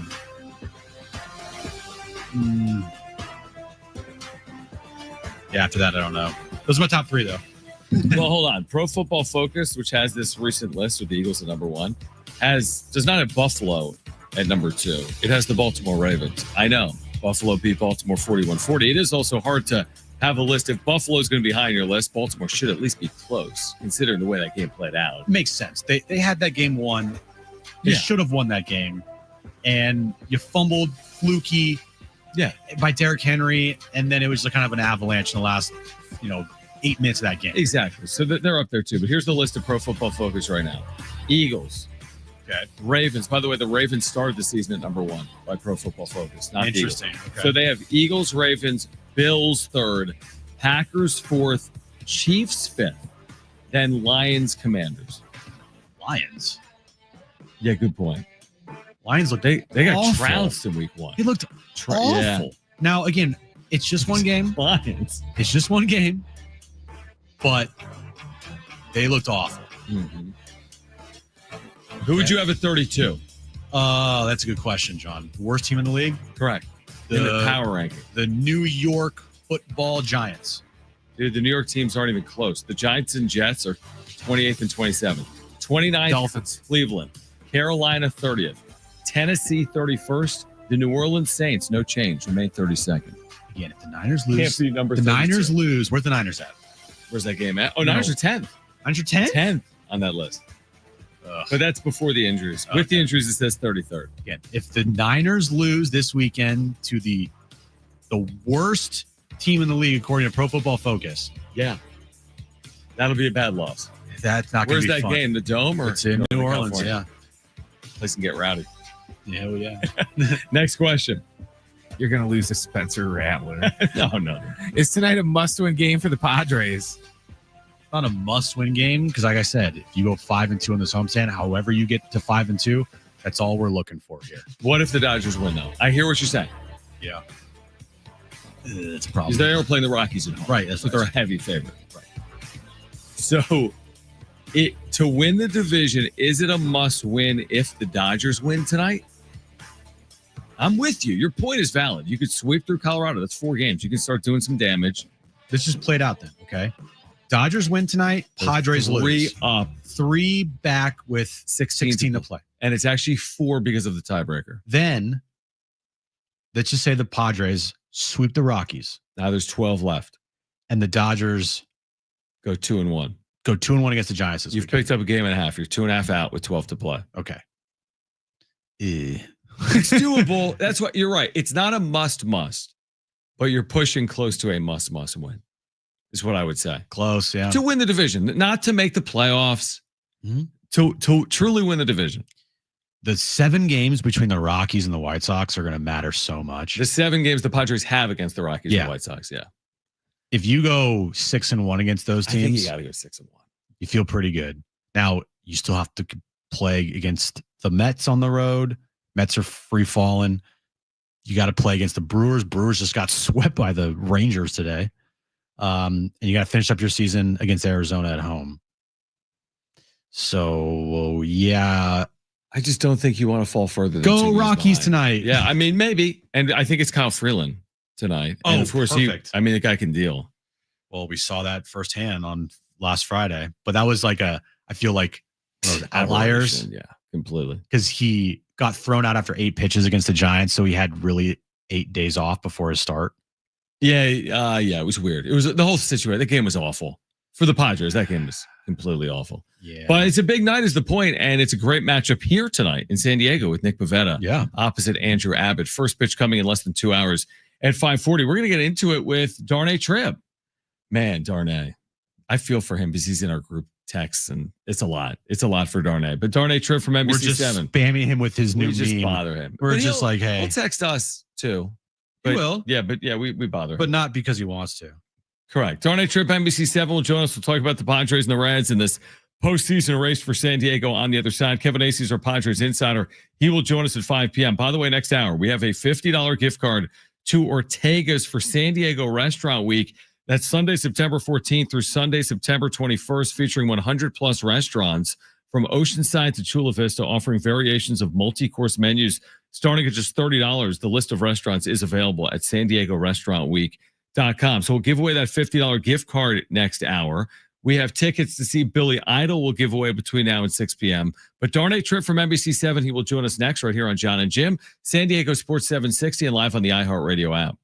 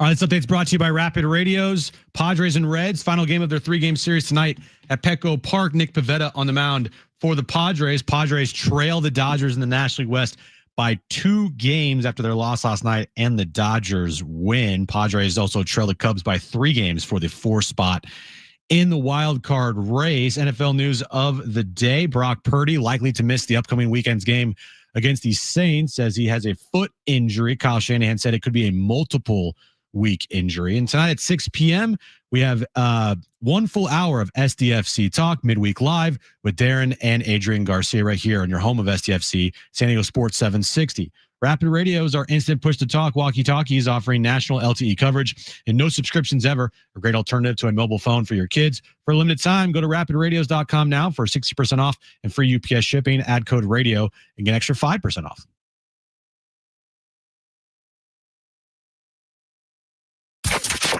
Getting you all set for that drive home. Let's just start the show.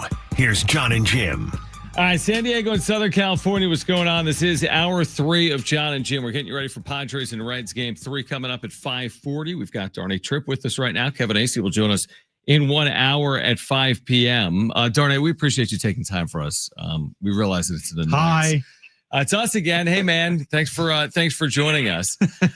Let's get to actual real Padres business. They've fallen 2 games out, which is actually 3 games out because of the tiebreaker with the Dodgers. Do you still look at the division as something that they could accomplish here in the next 17 games or not? Well, I think this time last year, I wonder where they were. Probably not 3 games, maybe like 4 or 5. Right. But I think there was the promise of the Dodgers series at the end of the season. Were there two series towards the end of the year? I know there was at least one at Dodger Stadium, obviously, where they clinched. Yeah. But that being kind of the carrot at the end of the season, them being in, relative striking distance, and then of course having that series coming. So, and at that point, I think we were all talking about, hey, of course they have a chance. They should go for it. This should be their mindset, and let's hope they can make it happen. And so, of course, now 3 games, we've seen that change, quickly, and really going in both ways.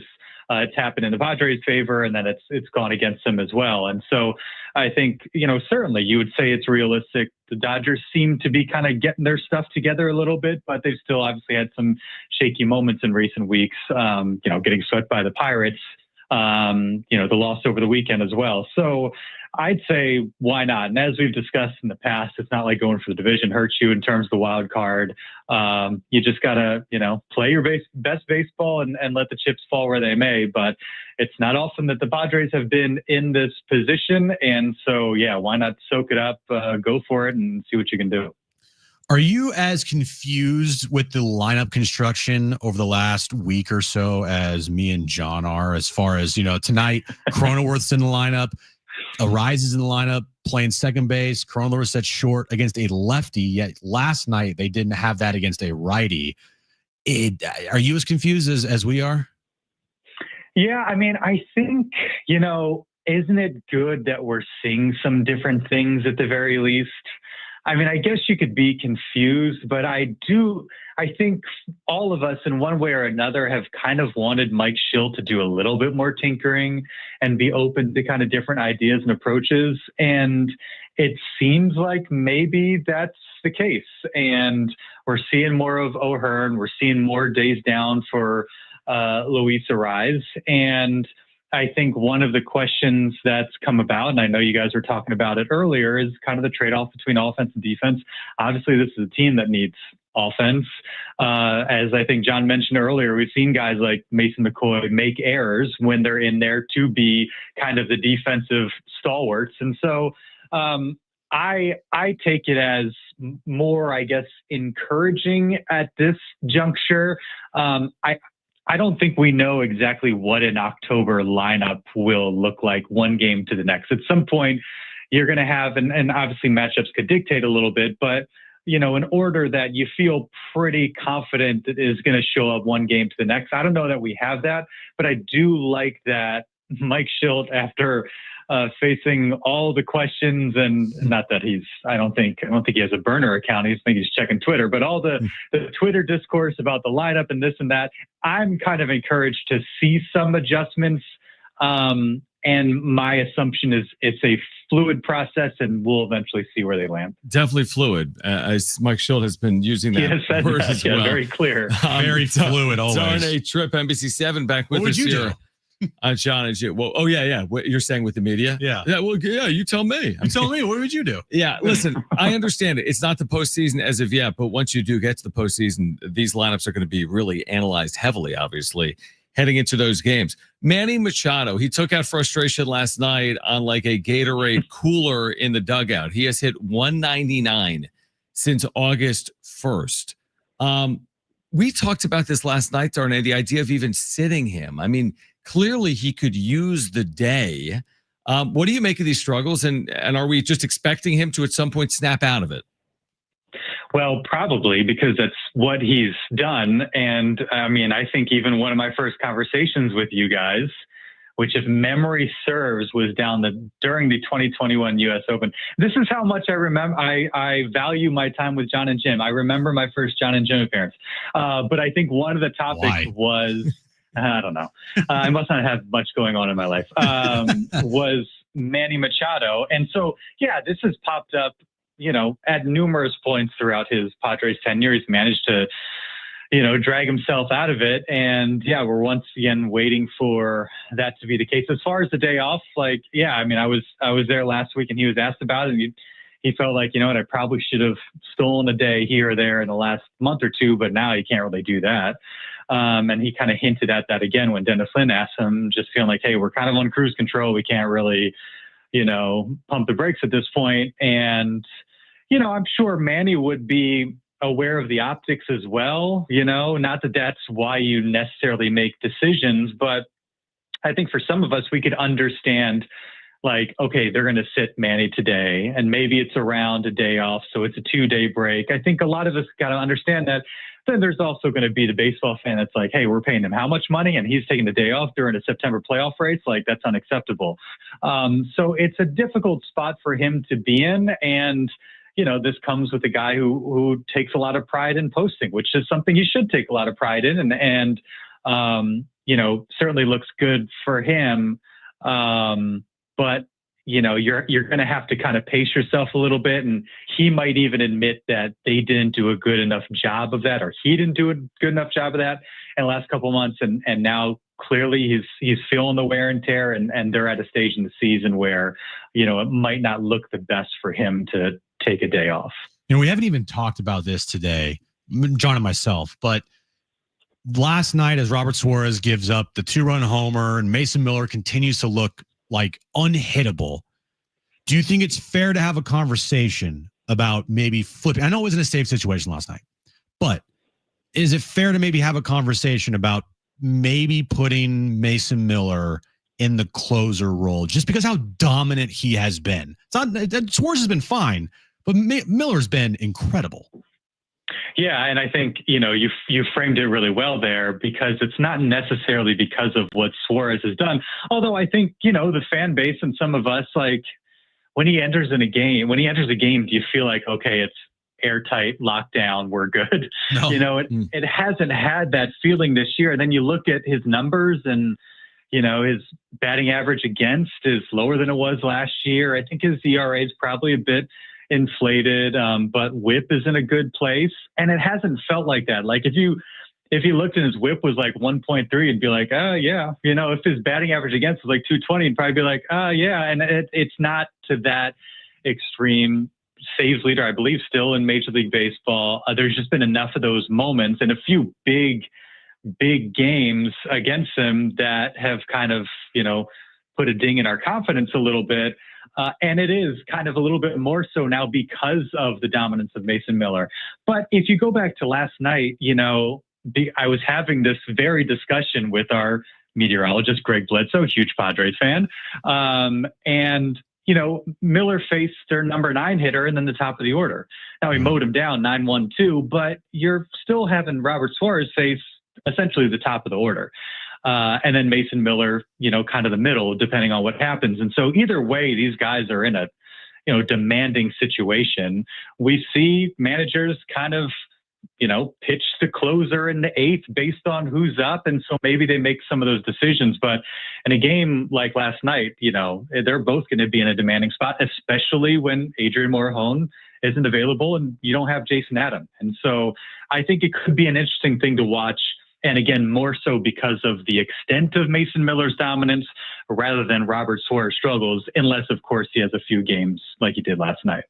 Darnay Tripp with us right now from NBC7 on John and Jim. You've been tweeting about him. Do you think Jackson Merrill is back? It seems like it. Is it the goatee? I don't know. That feels like a very, very baseball thing. Like right. alters his facial hair and goes on a run. And he was even kind of, outlining the goatee, I think, after the double and the triple last night. And so if he's feeling kind of the goatee energy and he feels like that change has done something for him, who am I to tell him otherwise? And it is amazing how much seeing that version of Jackson Merrill gives you that boost and a little bit more belief in what this lineup can do. But on the other side of the coin, as we've discussed, seeing Manny Machado struggle the way that he has, gives you just as much, concern as there is excitement about Jackson Merrill. But you certainly feel good for Jackson, especially given, the injury-prone nature of the season, the expectations for him, the new contract, and hopefully he's, able to finish strong and have some significant moments in October as well. So the division, everybody wants the Padres to win, okay? But the likelihood of them winning the division and also getting the 2 seed in the first round bye kind of feels a little out of reach. Would you agree?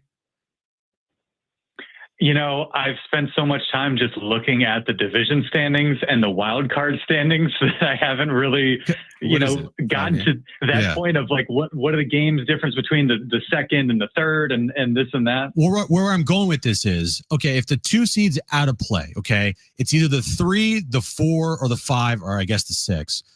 Which would you rather prefer?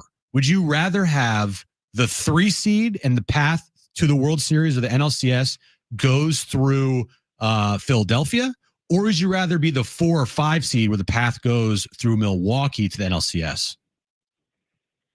I would, if you can win a division, I would win the division. I don't know if any, are they thinking about it like this? No, I just only think, us.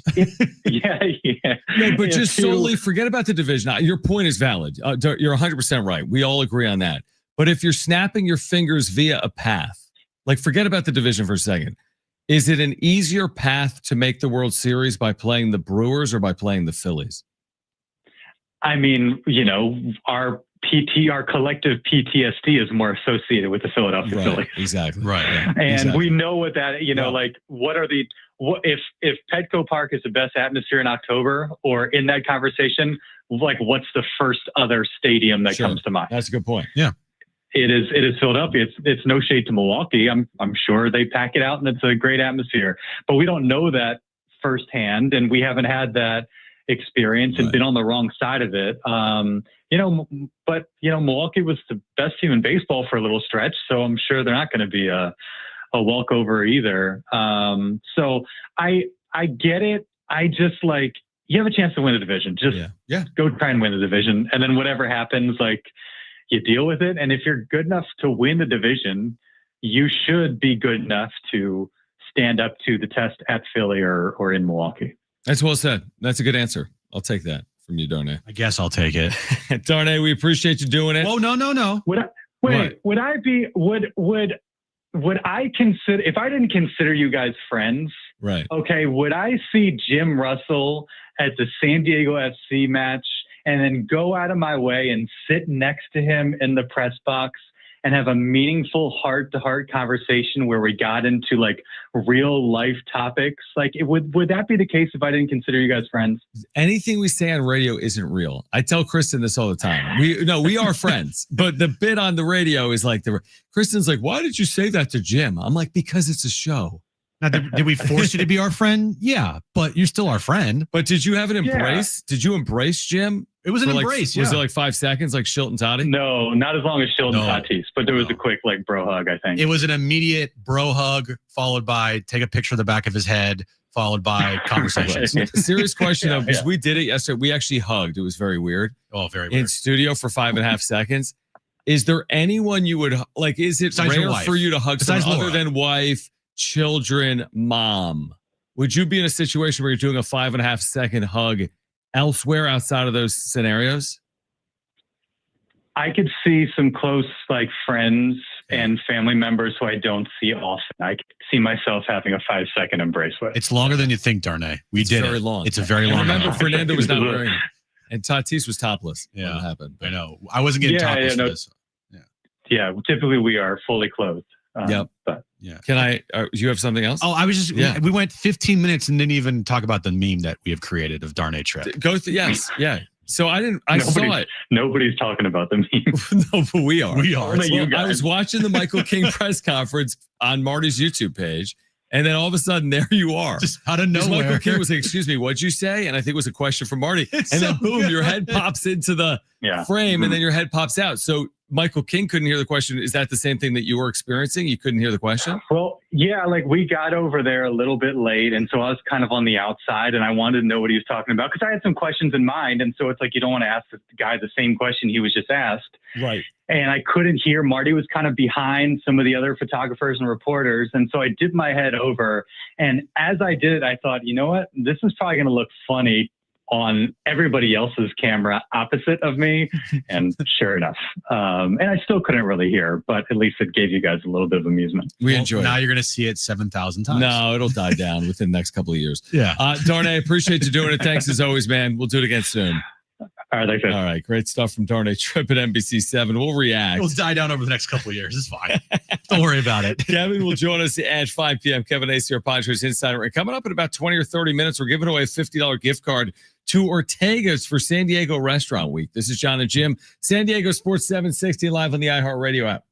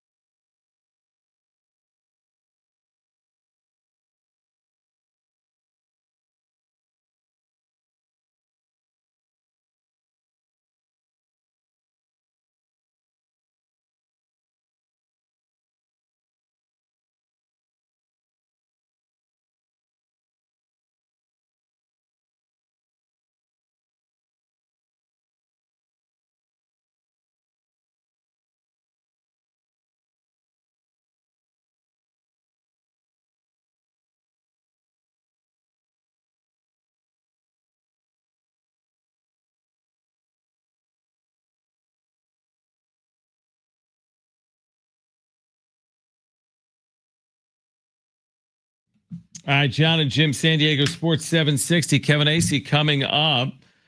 We do want to congratulate all our $5,000 winners in iHeartRadio's Thank a Teacher, powered by Donors Choose. There's still time for you to nominate a public school teacher making a difference, and maybe they'll be one of our next winners of $5,000 to make over their classroom. Help us say thank you to the educators shaping our future. Nominate your favorite teacher now at iHeartRadio.com/teachers. We should remind again our listeners, Jim, about what we're doing on Friday. John, I do know what we're doing on Friday, and we are going to somebody's work, one of the listeners of our show, and bringing them Sombrero's Mexican food. Now, if you want us to go to your work and bring you Sombrero's Mexican food to have lunch with John and Jim, all you got to do is go to the Talkback mic on the iHeartRadio app, leave your name, where you work, and you could get a free lunch on Friday and hang out with us. Yeah, like we will physically bring the lunch to you, like a platter from Sombrero's Mexican food. We cater to, and we'll hang out. We can talk lineup with you. Okay, we can talk whatever you want.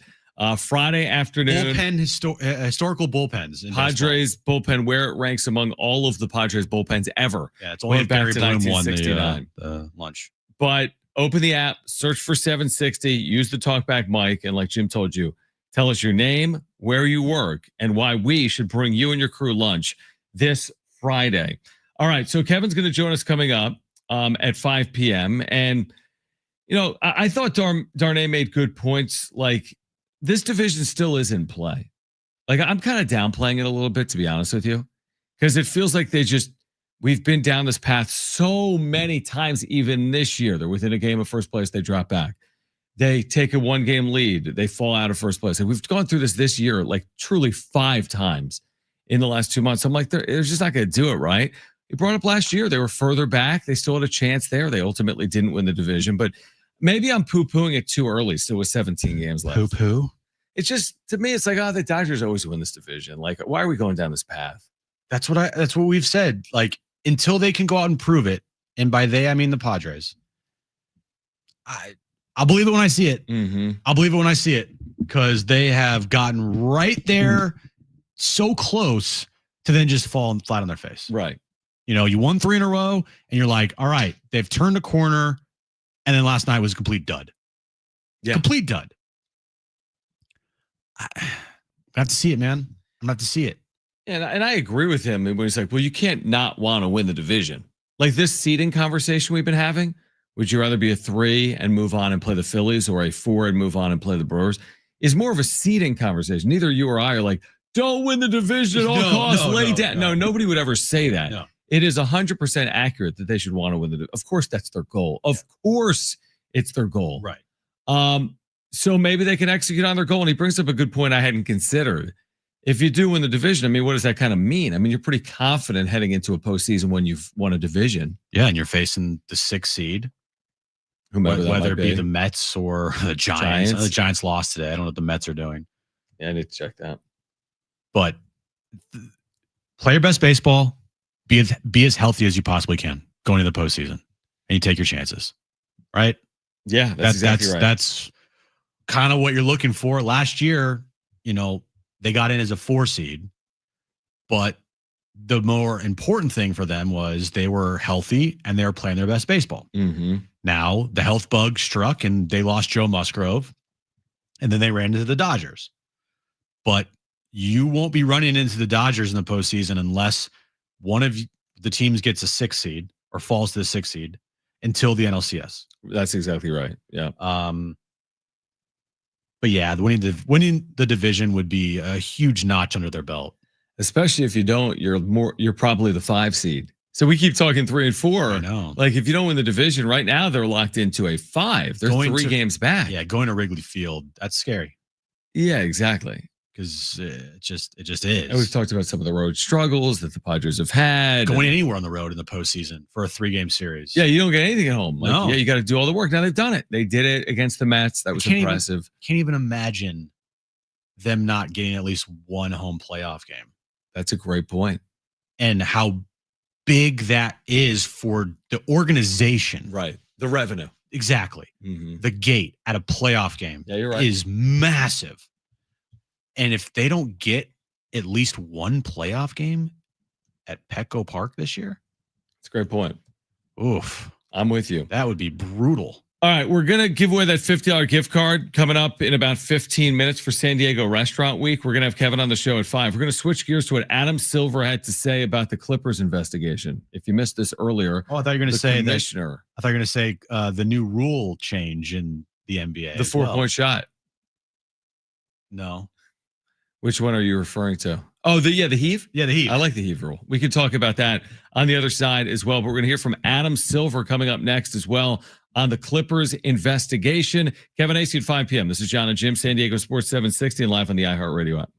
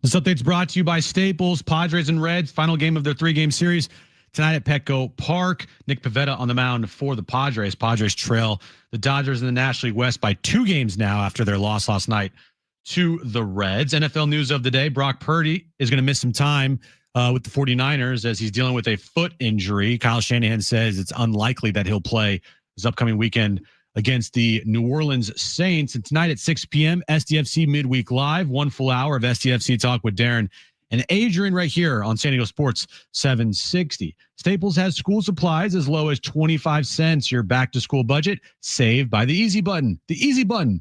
What did you think I was going to say? Love me some Staples. That was easy. All right, John and Jim. Kevin AC will join us at 5. We're going to give away a $50 gift card coming up in 15 minutes to Ortega's for San Diego Restaurant Week. So be listening for your chance to win that $50 gift card to Ortega's. So we have covered this story, but it kind of goes in and out of what we've discussed, but this salary cap circumvention by the Clippers, did it happen or not, right? Did they funnel money to Kawhi, right? Outside the salary cap scenario process or not? Specifically Steve Ballmer. Right. Was it through ownership? Was it from Steve Ballmer through a company to Kawhi Leonard, circumventing the salary cap? Very damning allegations, right? Yeah. That could be extremely costly, like ownership change, loss of draft picks. Who knows? For a no-show endorsement deal. Okay, so that's the allegation, right? Pablo Torres at ESPN, or formerly ESPN. Yeah, he's not with ESPN. Was the one that put it out there and spoke on it on his podcast. So Adam Silver, the commissioner of the NBA, was asked specifically about the Clippers investigation, and this is what he said. Number one, the burden is on the league. If we're going to discipline a team, an owner, a player, or any of the constituent members of the league, I think, as with any process that requires, a fundamental sense of fairness, the burden should be on the party that is, in essence, bringing those charges. And then, in terms of your specific question about circumstantial evidence, I was only quasi-joking with someone earlier that, when people talk about a smoking gun, that's obviously circumstantial. It means the gun is still smoking. It must have recently fired. I'd say in the case of the league, we and our investigators look at the totality of the evidence.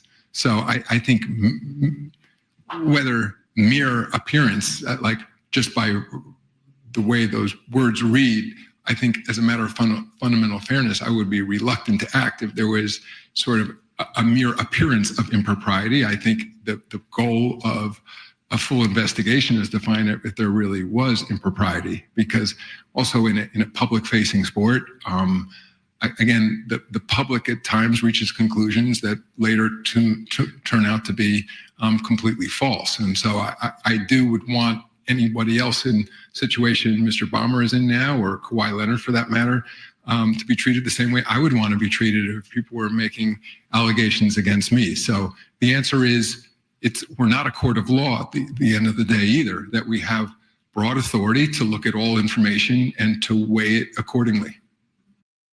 Kind of like his answer. Yeah, there's the thing here, and we talked about this on Friday, you weren't here, is the way that this thing is going to be either found out to be true or nothing will come of it is they have to prove that Steve Ballmer paid aspirations with a understanding that the money that he was giving them to quote unquote invest in their organization was going to be funneled to Kawhi through a no-show endorsement deal. Right, where he didn't have to do anything. Right. And if they can't prove that the money that Ballmer invested in aspirations was going directly to Kawhi, you got nothing. It is interesting what he said, because we're in this world, and we've said this a lot. We're in this world where you're immediately guilty.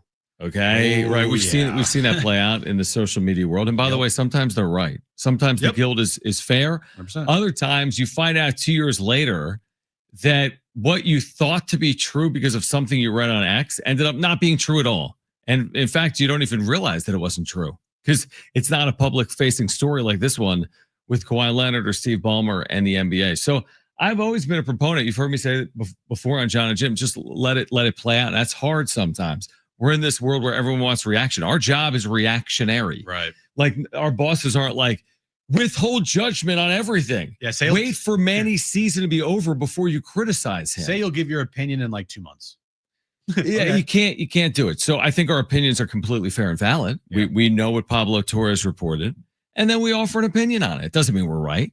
We could be right. We could be wrong. It could be somewhere in the middle. I'm curious to see what the NBA ultimately does or doesn't do, or does or doesn't find. Listen, if the allegations prove to be true, that's going to be it's going to be fascinating to see what that means for the Clippers. What do you think? Like, just give me your gut on this whole thing. What do you think? Did you watch the podcast? I listened to the bite we played not last week. It was about a 4-minute sound bite. Okay. Because I listened to the entire 90-minute podcast. I mean, I was fascinated by it. I didn't. So I would just be guessing. I honestly have no idea. I have literally the case he made was a good case. Yeah. But I haven't heard from Steve Ballmer.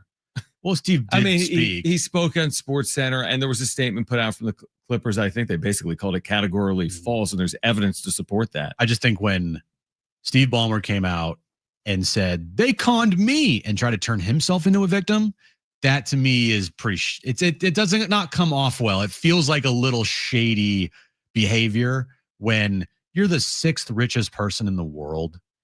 And you were the one that was conned? And you're saying how you're a victim here for losing $50 million of money that you, quote unquote, invested into this company? I'll reserve the judgment, even though, again, that's bad sports talk radio, because I truly have no idea. As in, if it's ultimately true, I could be like, oh, wow, good reporting from Pablo Torres. If it's ultimately false, I'd be like, oh, that doesn't shock me either, that an independent reporter may have not had the full story. And if it is not true, then it does feel like a bunch of like, oh, that was a coincidence. That was a coincidence. Oh, what a coincidence that was. Right. How it all came to be. Because like Aspiration, as far as their endorsement deals go or went, because they're not a company anymore because they filed for bankruptcy and they committed fraud. Of the people that they had as their endorsers, big names.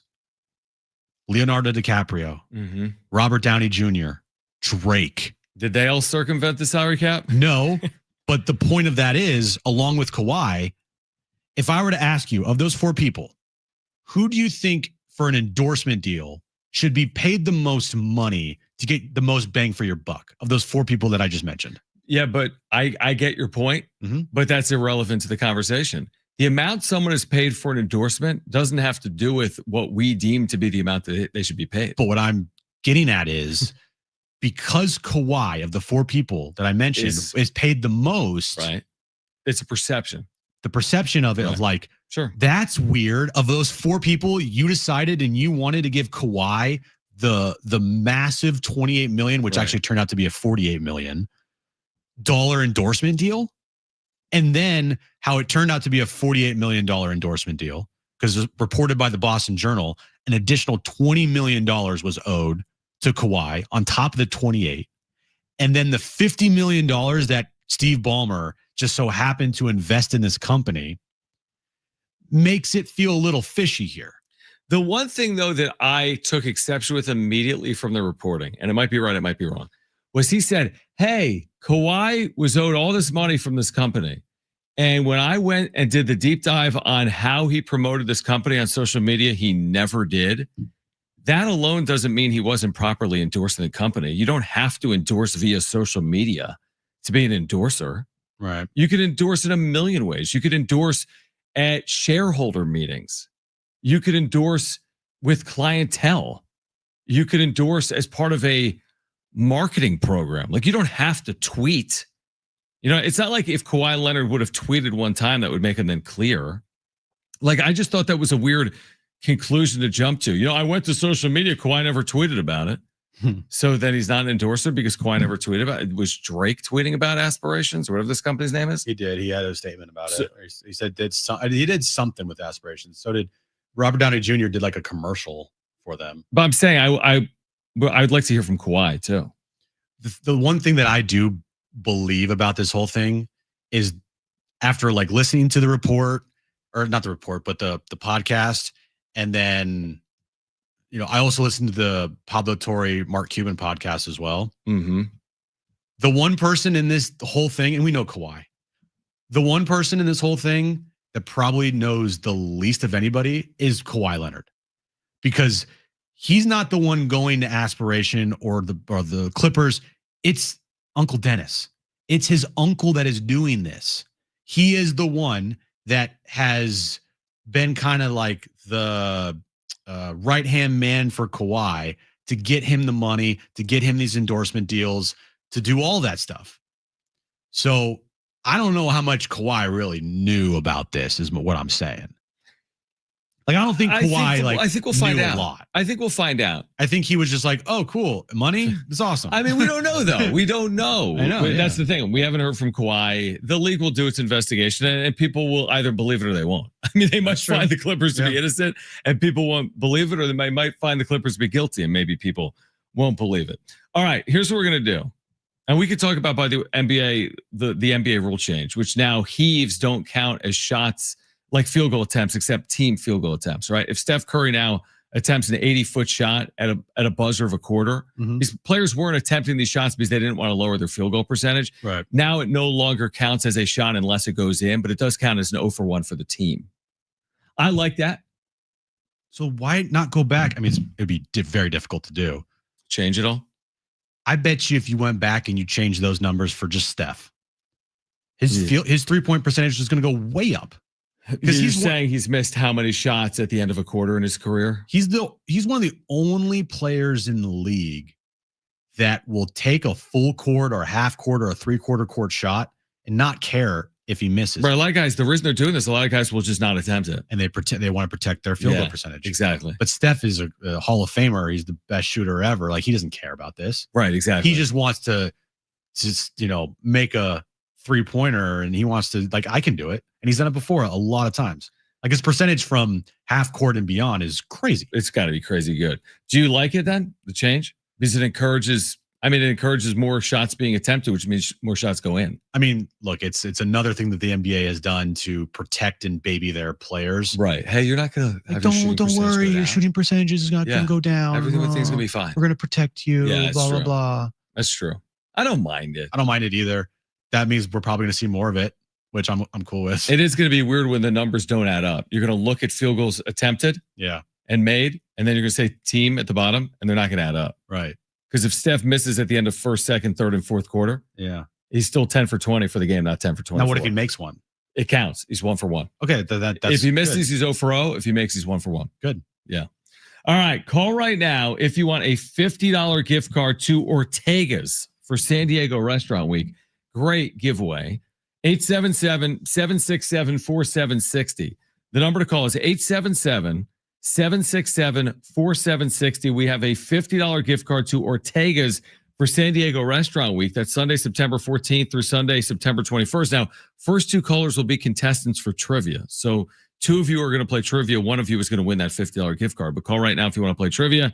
Sunday, September 14th through Sunday, September 21st, featuring 100 plus restaurants from Oceanside to Chula Vista, offering variations of multi-course menus starting at just $30. The list of restaurants is available at san diego restaurantweek.com. So we'll play Trainwreck Radio on the other side. Kevin Acee will join us coming up at 5 p.m. This is John and Jim.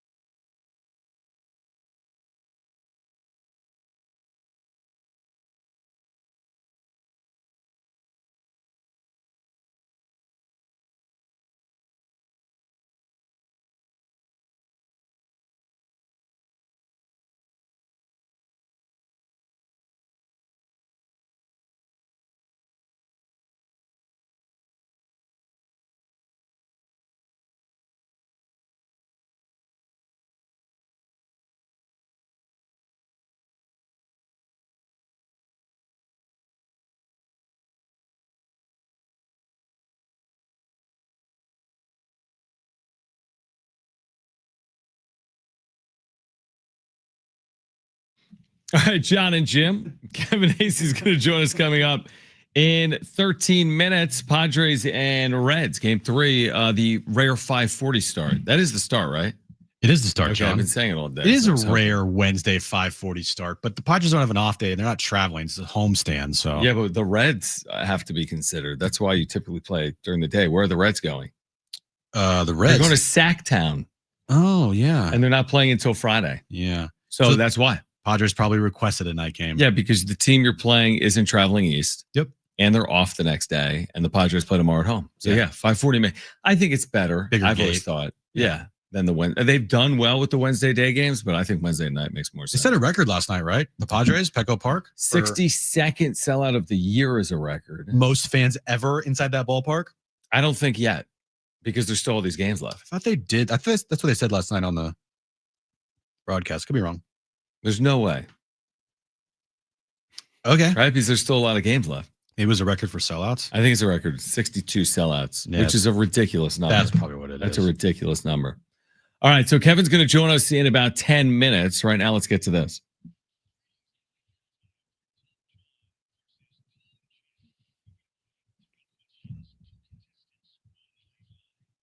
All right, 3 questions, 2 contestants, 1 lifeline. Today's 2 contestants, we have Ryan and we have Hamilton.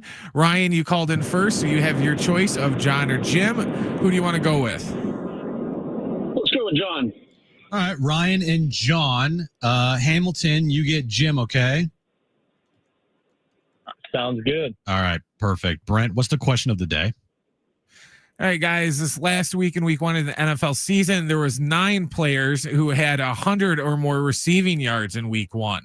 Today's question, name any of those 9 players that had at least 100 or more yards receiving. All right, like it. Hamilton, you're up first. What is your first guess? And you do have a lifeline if you want to use it. My first guess is Quentin Johnson. Quentin Johnson of the Chargers. Nope. Okay, not on the list. Oh, Ryan, you're up next. What's your first guess? You do have a lifeline if you want to use it.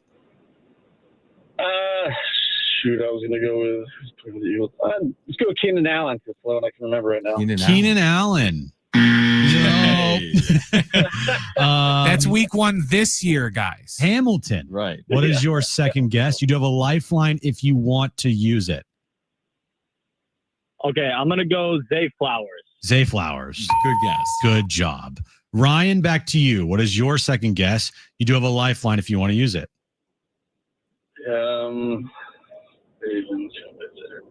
We go with the lifeline right now. That's me. That's you, John. I know for certain of one from the opening game of the year because it popped up a graphic. CeeDee Lamb had 100 yards receiving. CeeDee Lamb. Do you take it, Ryan? Yes, that's what I was trying to remember. Yes. All right. Hamilton, back to you. Final guess. You do have a lifeline still if you want to use it. My final guess will be Puka Nacua. Puka Nacua. Good guess. There we go. Ryan, back to you to send this thing into overtime. What is your final guess? You don't have a lifeline, so it's all up to you. For some reason, I'm drawing a blank here. We go through. Who I ended up watching? 5 seconds. Travis Kelce. Travis Kelce Kelce. with that big 100 yard. Oh, sorry, Ryan. Hamilton, the winner. Alexander Hamilton. Yeah. No relation. None. Who's on this list? Maybe there's relation. Ricky I don't know. Pearsall's I on didn't this ask him. list. Yeah, he's on the list. Hamilton's first name is Hamilton. Smith and I don't Jigba's know. on this list. Who was your other guess? Smith and Jigba. Yes.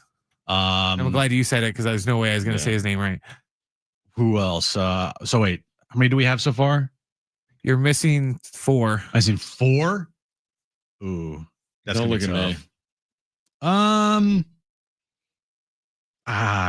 Yeah, I don't know. What do you got? What do we got, Brent? Zay Flowers had the most. Yeah. Then Nacua. Then Jackson Smith. Guy can't say And his Jigba. name. Then Keon Coleman. Okay. for Yeah. Buffalo. Then CeeDee Lamb. Yep. Then Ricky Pearsall. Yeah. Keyshawn, is it Boot for New yes. England? Yes, him. Is that how you say it? Is it Boot? It's Booty? I think it's Booty. Might be Booty. It's His last name B-O-U-T-T-E. is pronounced Booty. Yeah. Seriously. Okay. It's spelled weird. So Okay. then Brock Bowers, and then Bijan Robinson was number 9. Okay, running back. Running back with 100 yards receiving. Hamilton, congratulations. Hamilton. You have a $50 gift card to Ortega's for San Diego Restaurant Week. Sunday, September 14th through Sunday, September 21st, featuring 100 plus restaurants from Oceanside to Chula Vista, offering variations of multi-course menus starting at just $30. All the restaurants, you can check them out at san diego restaurantweek.com. You know, inside baseball, there's like a similar, you know how we talked about the basketball rule of like if you fire up a shot at the end and it doesn't go in, it now doesn't count as a shot attempt unless it goes in. Right. This is very inside baseball. Okay. But we have 2 minutes before Kevin. Do you know the baseball equivalent of that? What, sack fly? Ooh, I like that. I wasn't thinking that. Or sack bunt? Right. Both are O for O's, you're saying? Yeah, they don't count. Okay, I like that. What is it? No, you might be right. I'll give you. I'm going to. Oh, you're asking me if there is something in baseball like that? Well, no, that's a good baseball equivalent. But there's another one where let's say Jeremiah Estrada starts an inning, and let's say Jake Cronenworth commits an error. Strike out. Okay. This is too in the weeds. No, say it. It's okay. Now he's committed an error. There should be one out in the inning. Let's say now there's 2 outs. He gets the next 2 guys out. So all runs are now unearned from this point forward. Oh, okay, yeah. But if Estrada comes out and Suarez comes in and gives up a solo home run, that's an earned run against him and an unearned run for the team. Because he can't be saved by an error that occurred before he came into a game. The more you know. Okay. And have you ever wondered why? Have you ever wondered why when you hit a ball in the air and a run scores, it's a sacrifice, but when you hit a ball on the ground and a run scores, it's an 0 for 1? Have you ever wondered that? I never have until this very moment. Why do they do that? Well, I think there's different baseball theory on it.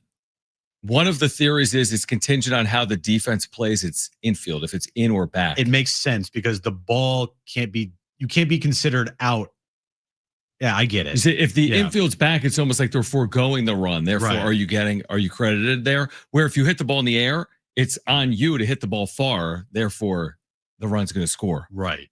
It's, again, nuanced. Baseball theory. But still, that's what you're getting on John and Jim. You're getting this high level get conversation. better anywhere else, guys. You really can't. Kevin AC, our Padres insider, to kick off the final hour of John and Jim as the Padres and Reds square off in a rubber match tonight. Nick Pivetta, Andrew Abbott, critical game for the Padres with 17 games to play in the regular season. We'll kick off hour number 4 with our Padres insider, Kevin AC, right here on John and Jim, San Diego Sports 760 and live on the iHeartRadio app.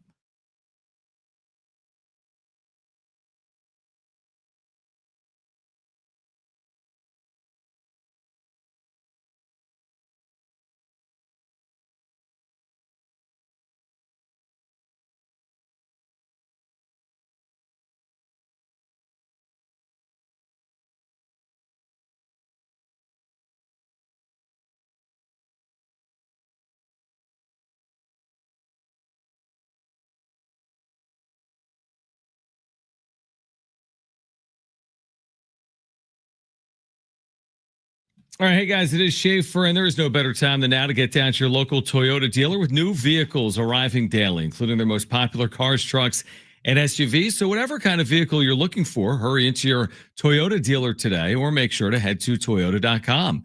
If you're looking for a great deal on a new Toyota, there you can check out all the latest offers and search inventory. Finding the Toyota that's just right for you starts at toyota.com.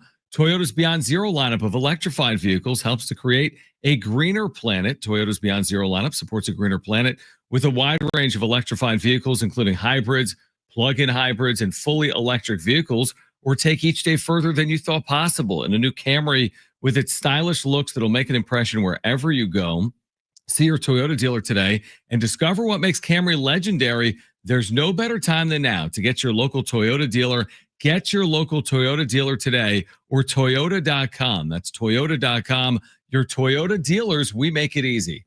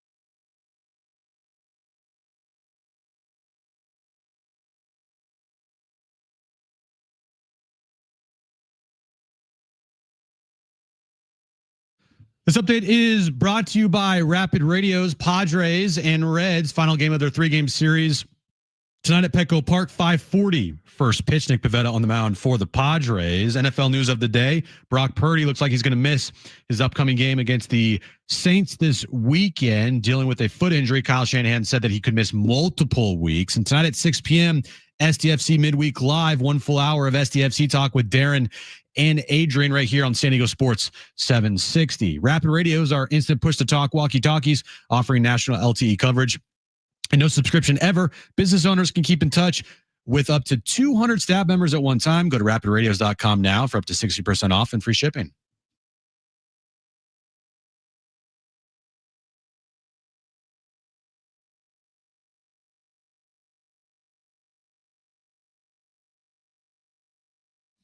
All right, final hour, John and Jim, San Diego Sports 760. Padres and Reds getting ready for that rubber match coming up in 40 minutes down at Petco Park. And always our pleasure to connect with our Padres insider, Kevin Acee. And I think you know where we're starting.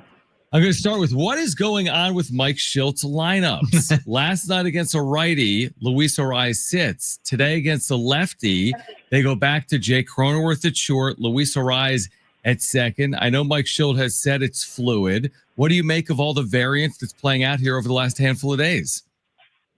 Well, I have to think that Jose Iglesias getting hit on the hand, he's wearing a little glove, Fair. he's getting a little whatever, treatment before the game, that has to have something to do with it.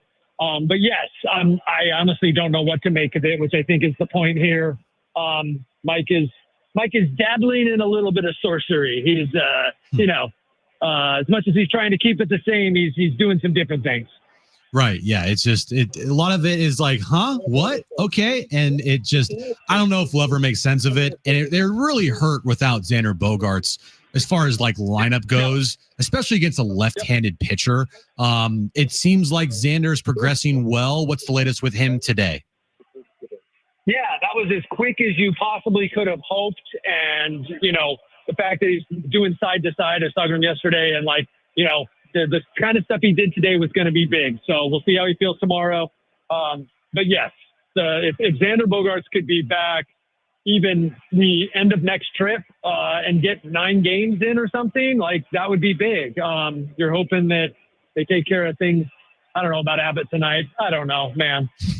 But you got the Rockies coming to town. Yeah. And, you're hoping that what it is preparation for the playoffs for Xander.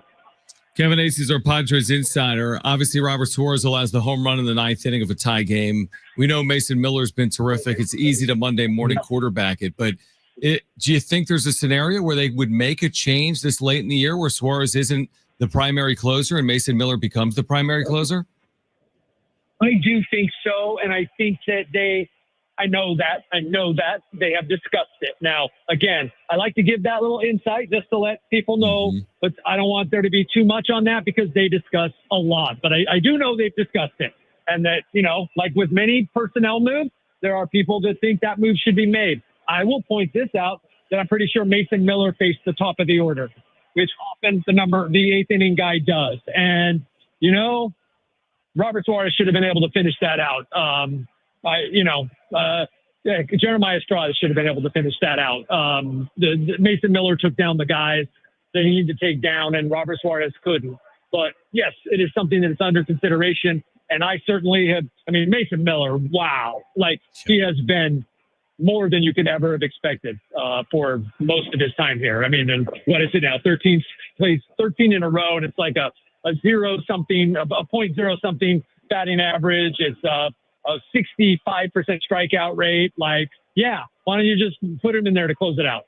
Yeah, he's been incredible. He gives you the type of feeling that you want to feel when you see a reliever late in the game, is that this guy's going to shut it down right away. And he's absolutely done that with his time with the Padres.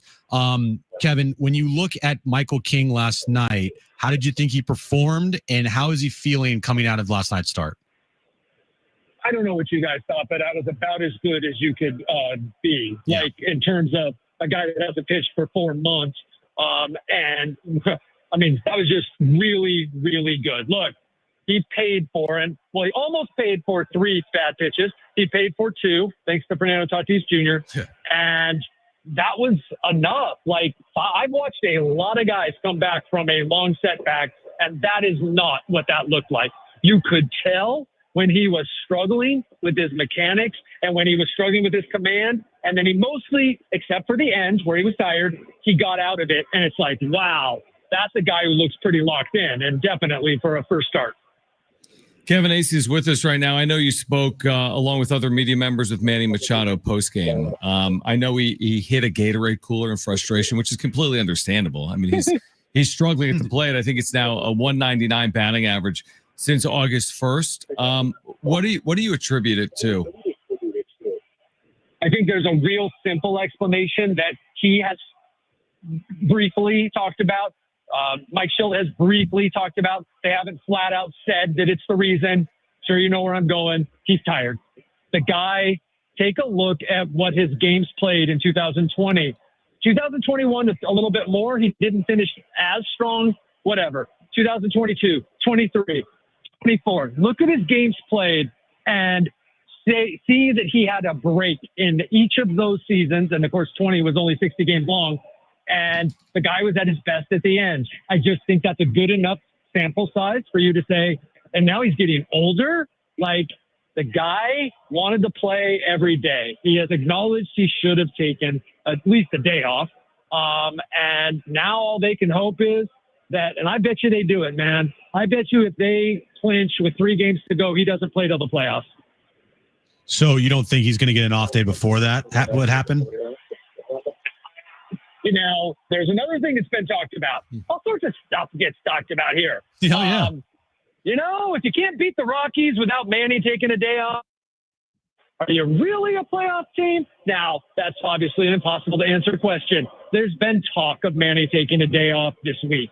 But there is also talk of, is a day really going to do it? The guy's tired, man. He's missing pitches for weeks now that he shouldn't. Now, every hitter, and Manny in particular, among the sluggers, goes through those stretches. They're not this long. That's defined Machado's career, that you do not bat like this over 5 weeks. That does not happen to Manny Machado. And so anyway, it's my theory, but it's also the theory of people that know a lot more than me and are closer to the situation. He's tired. That Sunday day game followed by an off day on Monday next week looks like a pretty good time if they're going to do it. Oh, is it an off day next Monday? There is. That's their last. I was thinking my schedule. I couldn't remember. Why am I flying back Monday? Anyway, that's a Kevin thing we don't need to talk about now. I'm going to have to check the schedule. Yes, it definitely does. You're playing the White Sox, right? No, you're actually you're flying to New York, Kevin. Oh, I'm sorry. This one. Okay. I'm sorry. I thought that next Monday I had to come back and cover the Brewers. Anyway, yeah. You're a week behind. Rockies, day off. Then, get that full till the night game there on Tuesday in New York. Yes.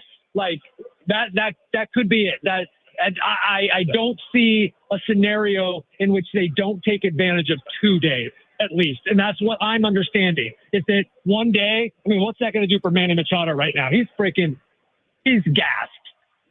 At some point, Kevin Acee is with us. At some point, don't you kind of want an organization to kind of put its foot down? Like, I heard what he said post-game where he's like, it's not about my numbers, it's about winning and losing. Yeah, but you help the team win or lose. I mean, when you're playing well, you're putting the Padres. How many times we said as Manny goes, the team goes. So when he plays well, they have a better chance to win. I mean, sometimes it feels like kind of Manny, and I think this is probably accurate, Manny kind of makes the call, whether he's going on the IL, whether he's in the lineup. Doesn't someone maybe sometimes have to step in for like the betterment of Manny Machado?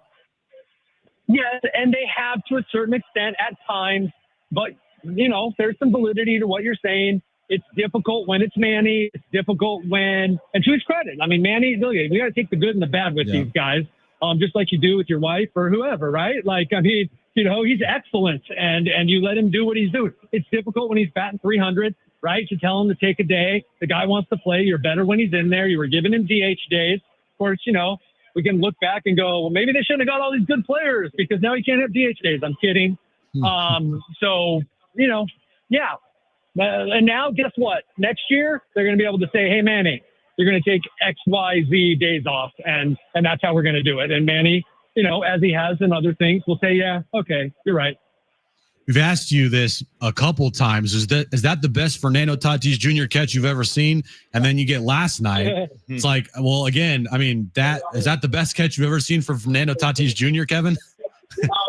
I thought so because, well, look, just from my perspective now, of course, he then said it. So I was like, yes, you're right, man. You're right, Fernando. But like, I thought that was a homer, right? The other one's is like, oh, man, he's going back slow. Wow, he really sees this. This one, I'm like, oh, it's gone because he's just running and running. It's like, oh my gosh, he caught that. Yes. Like that right there in real time is like, wow, that's incredible. Kevin, how do you look at this race right now? They're 2 back, but they're 3 back, right? Because of the tiebreaker with the Dodgers. Yeah. There's 17 games to play. How possible is this in your mind? Dang, that's tough, man. Like I just still believe that the Dodgers are not going to fold like that this is classic Dodgers. Playing with fire as much as they ever have, but classic Dodgers, all right, we're going to play now. And they're not going to screw around and lose the division now. I mean, I don't think the Padres are in real danger of missing the playoffs, but I think your focus now is, can you get the 4 seed or be in the playoffs, right? Like that's your focus now. And I mean, the playoffs, like you said, they should be in the playoffs. I mean, barring a collapse, they should be in the playoffs. But that 4 seed's not easy because not only are they a couple of games behind the Dodgers for the division, they're 3 games behind the Cubs right now. Yep. So, I mean, the most likely scenario is the Padres are in the postseason playing a wild card series on the road. That's the most likely scenario. Yeah, right? As we sit here today. Yeah. Could change. I think it's virtually guaranteed that they're in the wild card series. Like if they're in, right? Yep. Like, I think it's virtually guaranteed they're in. But like then they're the number 3 seed, right? Like I don't think they're overtaking the Phillies. I don't think the Dodgers are. Right. So the Dodgers are going to be in the unusual position of playing in a wild card series, hosting the Giants probably, right? And then the Padres will really be kicking themselves that they couldn't get that number 3 seed. But yeah, I think that you're going to Chicago, or heck, you fall down to 6, maybe you're going to LA. Yeah, that would be that'd be not fun. We'll see. 17 games to play. Kevin will catch up with you on Friday as the Padres continue their series against the Rockies this weekend. But thanks for doing it. As always. Kevin. Right on. See you. All right, good stuff from Kevin AC, our Padres insider. I hadn't fully considered Iglesias' injury. I hadn't either. That's a miss, probably in thought process. It is, but It was kind of the same. I forget when it was. Was it it was the Kim injury last year. Right. It was the Kim injury last year that forced them to put Xander back at shortstop. Right. And you're kind of like, oh man, this injury sucks. But in the same time, you're like, it actually kind of it made the team better. Right. That's what you're saying. Like if Iglesias isn't available and you can use this lineup. And then the same thing happened this year when Xander goes down. You're forced to put some guys in the lineup that you maybe weren't going to put in the lineup if Xander was healthy. And those players that you put in the lineup every day now, Gavin Sheets, have been really, really good. Yeah, it's a good point. So it's kind of, things happen and you have to take advantage. And when your number's called, you got to take advantage of that and perform. And if X doesn't happen, then Y doesn't happen. It's kind of like the domino effect, that like the butterfly effect of like, well, if Xander was healthy, then Gavin Sheets wouldn't have been in the lineup. Are they? Would they be where they're at now without that? And it's just, you can go down a whole big rabbit hole, especially in baseball with as many games as they're going to play. As many injuries that are going to happen over the course of a year. We have injury updates for you on the other side, including Jose Iglesias, that we'll share with you. We have Jim's back page coming up. We have a giveaway for you this hour as well. We'll give away later this hour a pair of tickets to see Billy Idol and Joan Jett. We'll actually do that between now and 5:30. Billy Idol and Joan Jett, September 23rd at the North Island Credit Union Amphitheater. Tickets and info at Ticketmaster.com. Here until 6, getting you ready for the Padres and the Reds on John and Jim.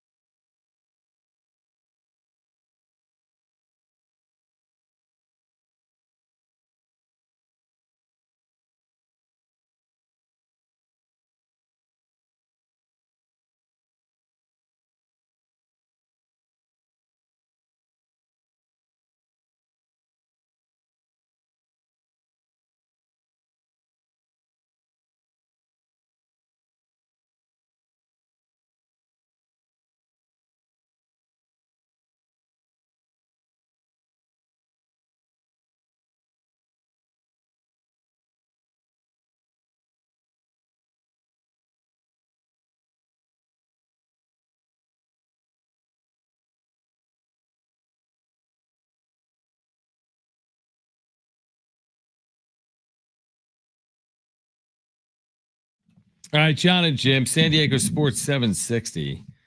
A couple of updates here just on the Padres. The Iglesias situation we were talking about, he was hit on his left hand last night. X-rays negative.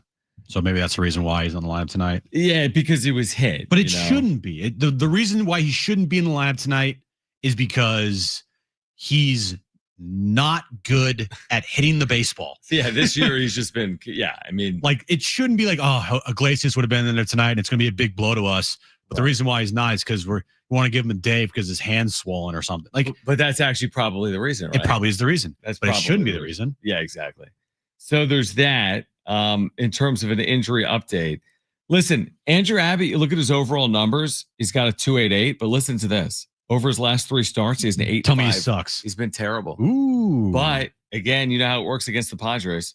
You know, in his career, listen to this: 3 starts against the Padres, a 0.92.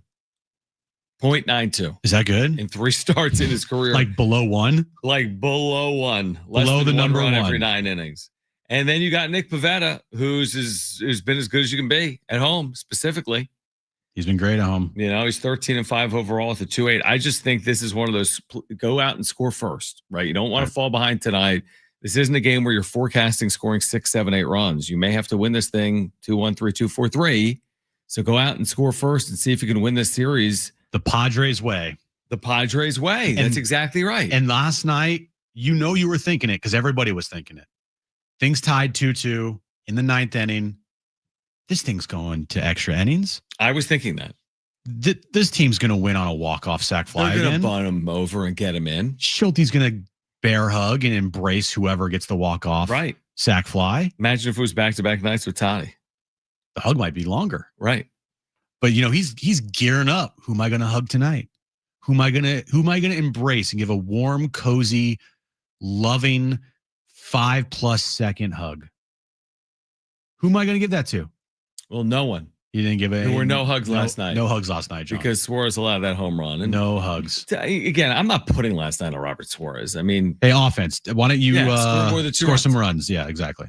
Did we let Manny off the hook with the Sal Stewart conversation? We did touch a lot on it. No, we left him off the hook. Out there. We left him off the hook. I mean, should we?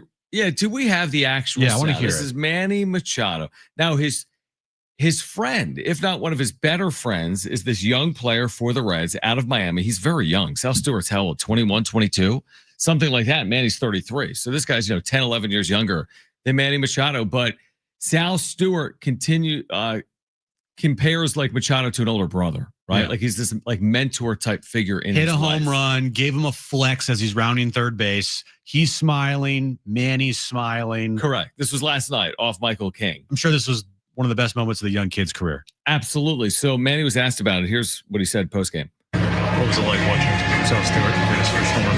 Pretty cool. Pretty special. Nah. It's a lot of excitement, man.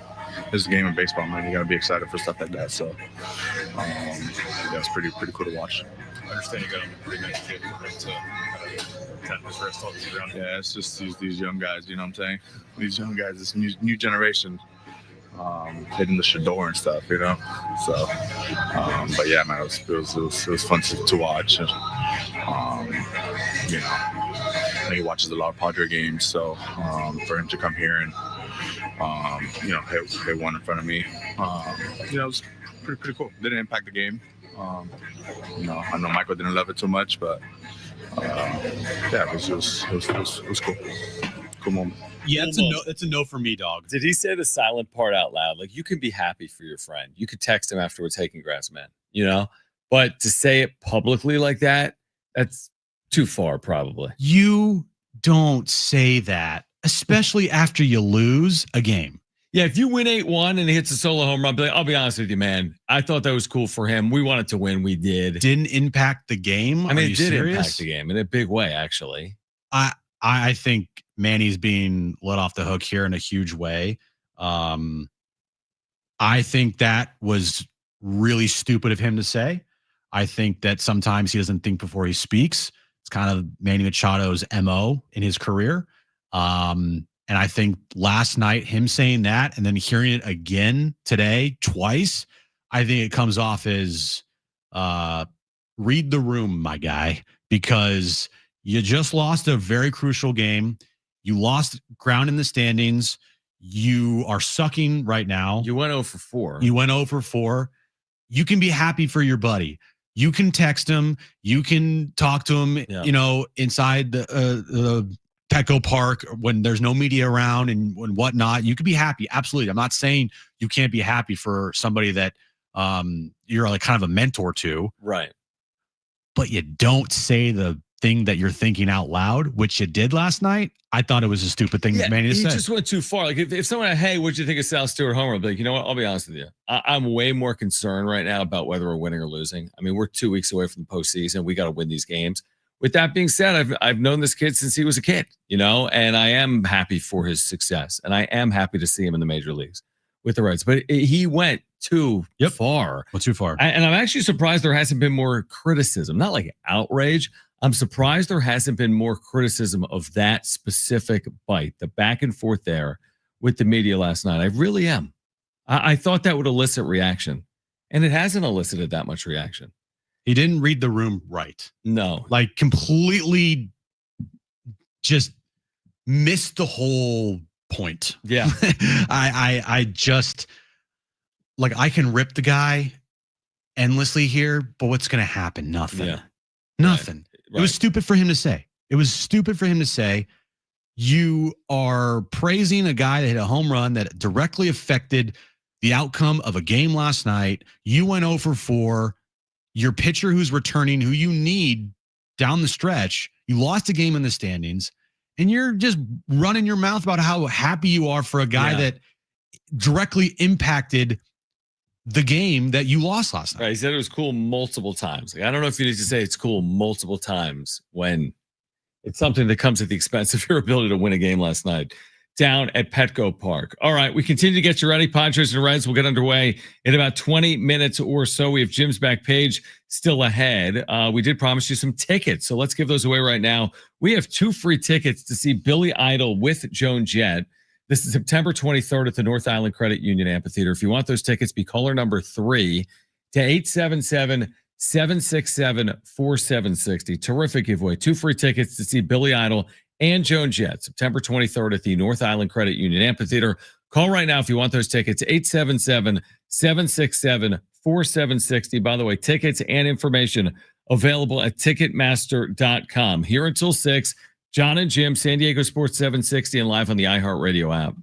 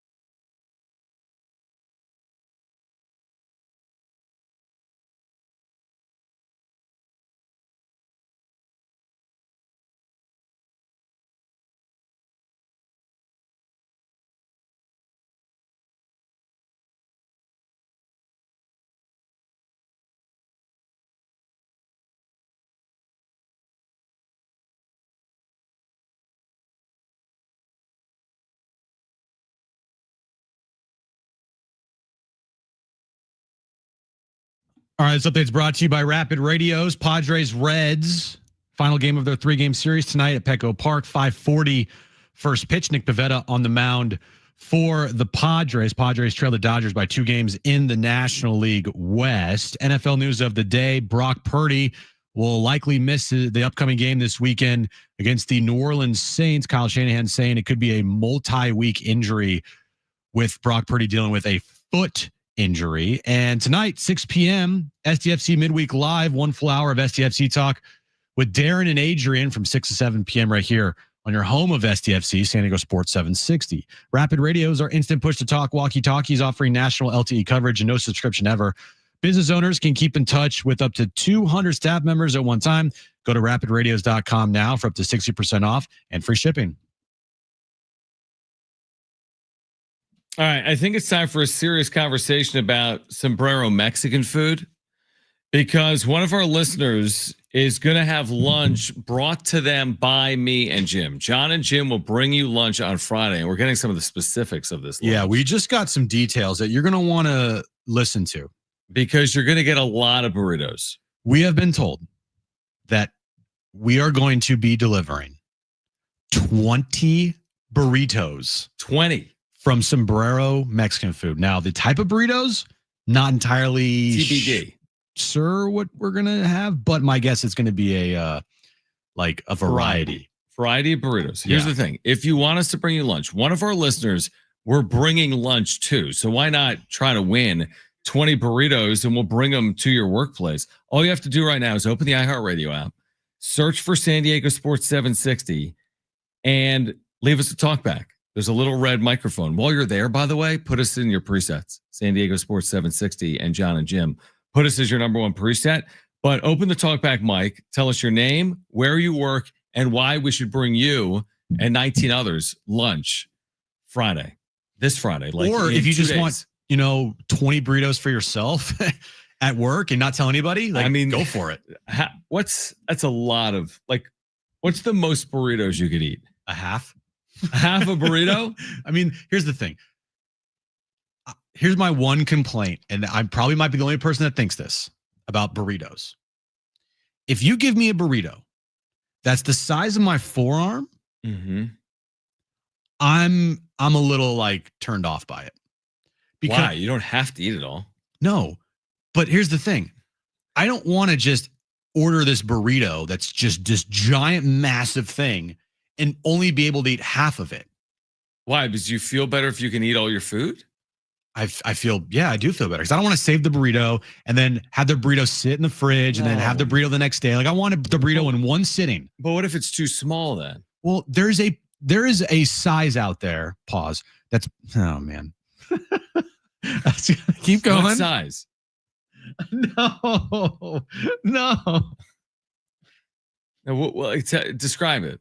I was going to say there's a perfect size out there that's perfect for your mouth, but well, you just said it. I just did say it. Yeah. Phrasing. I know. Phrasing.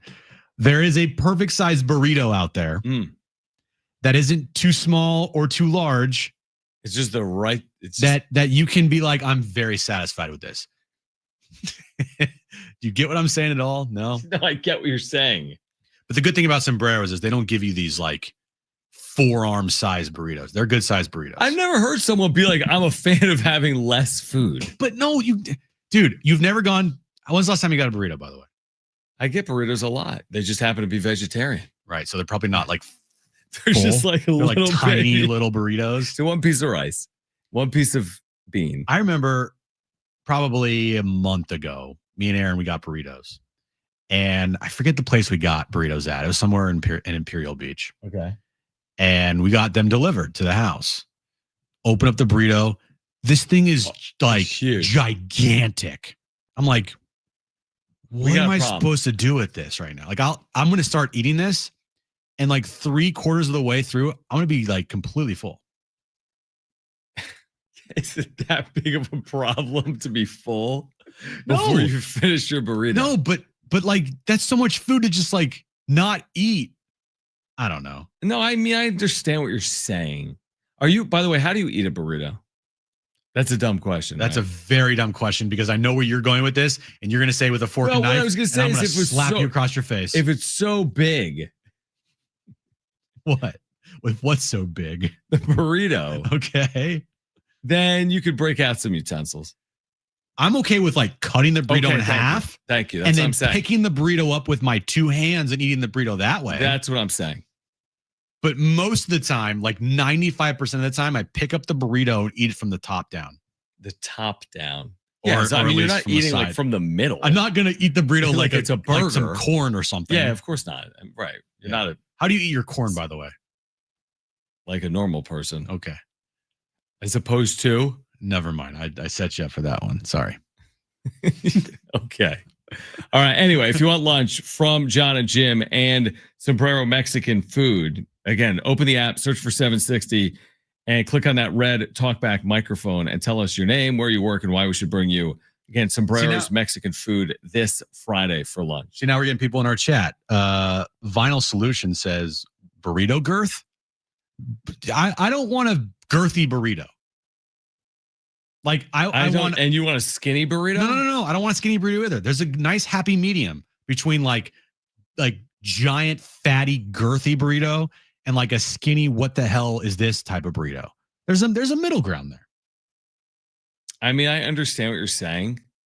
Now Brett in the chat says that leftover burritos are fire.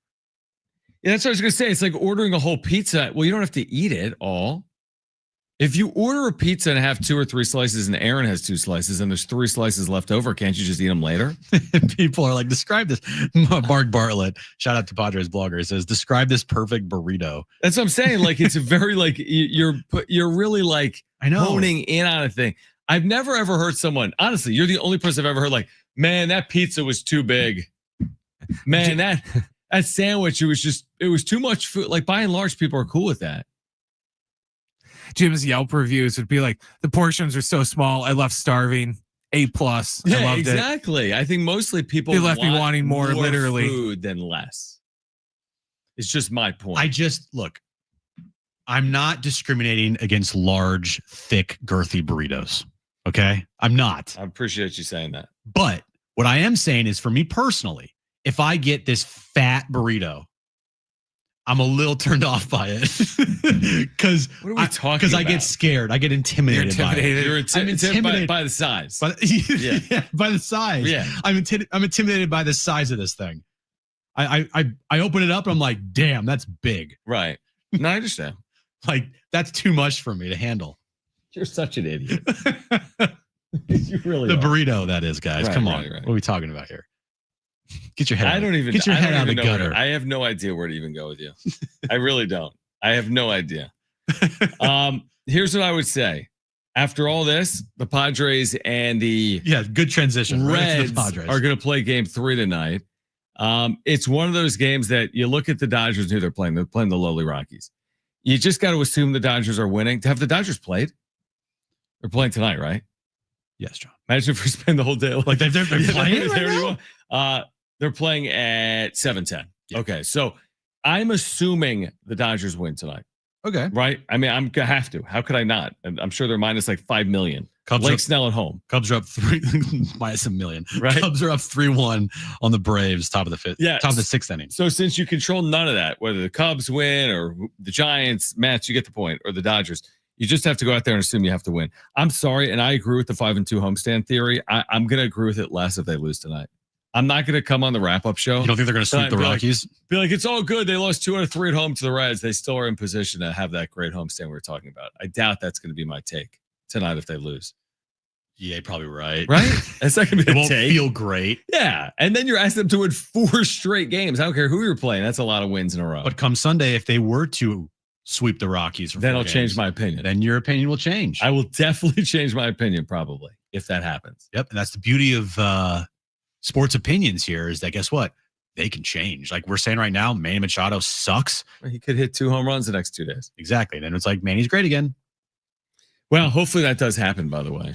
I just hope that Manny Machado, I hope no one on the Reds homers again because Manny might find it to be entertaining. Well, what if Sal Stewart has a big game? What if Sal Stewart hits like a 3-run go-ahead homer in the top of the ninth inning? Machado around third is just like, yeah, bro, good job. High five. Slapping him on the back. Clap hands. Clap hands. I don't think he would do that. No, he wouldn't. I wonder if he would change his tune if he hit a decisive game-winning home run and was asked about it tonight. Yeah, maybe. Who knows? Who knows? Who knows with Manny Machado? But again, the truth is today, I didn't hear a lot of chatter about what Manny said about his friend, Sal Stewart. And I'm almost surprised, truthfully, since they lost yesterday and he struggled the way he struggled. I'm almost surprised there wasn't more chatter, social media, radio, etc.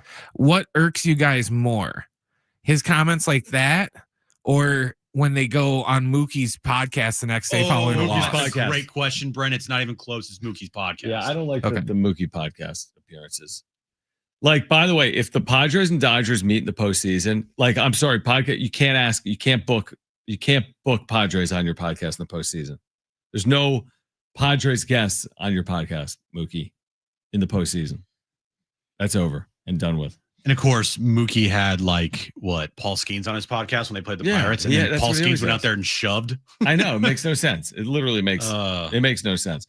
All right, here's what we're gonna do. We'll take a timeout. Jim's back page is on the other side. We're here until 6 p.m. This is John and Jim, San Diego Sports 760 and live on the iHeartRadio app.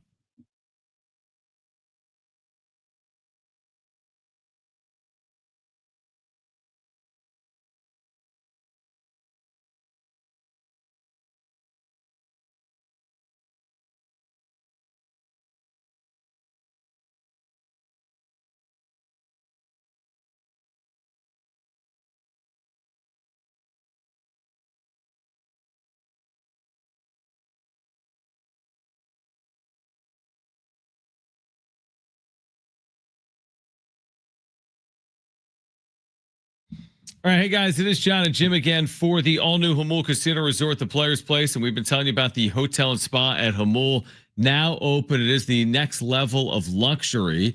Treat yourself to a stunning new stay, rooftop relaxation, indulgent spa treatments, and all the thrills of Hamul Casino Resort, now all in one unforgettable destination. And get to Hamul 23 with endless dining every day. You can savor San Diego's ultimate endless dining experience at Hamul 23, from their world famous lobster brunch served every morning to the luxurious VIP endless dining experience each evening. Indulge in chef curated specialties, seafood, prime cuts, and decadent desserts, all with stunning panoramic views. And sports fans, you're going to want to catch all the action at Tony Gwynn's Sports Pub. Experience the ultimate sports showdown. You can catch the Padres live, plus football, plus great food. It's at Tony Gwynn Sports Pub, where fandom meets fantastic at the all-new Hamul Casino Resort, the Players Place.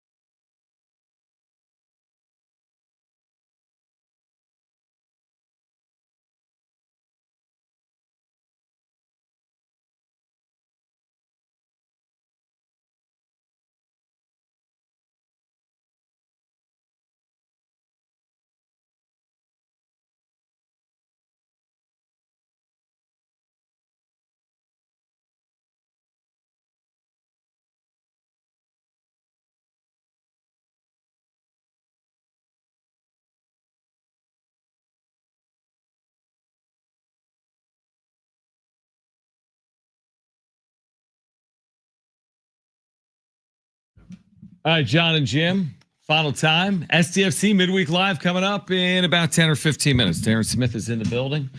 We're joined by Adrian Garcia Marquez. They got a big one coming up this weekend. STFC in first place in the Western Conference, which is a good place to be in. Yeah, usually when you're first, that's a good spot. Better than last? Yeah, last or second or any of them. I mean, they were picked 15th in the Western Conference at MLSsoccer.com. 15th.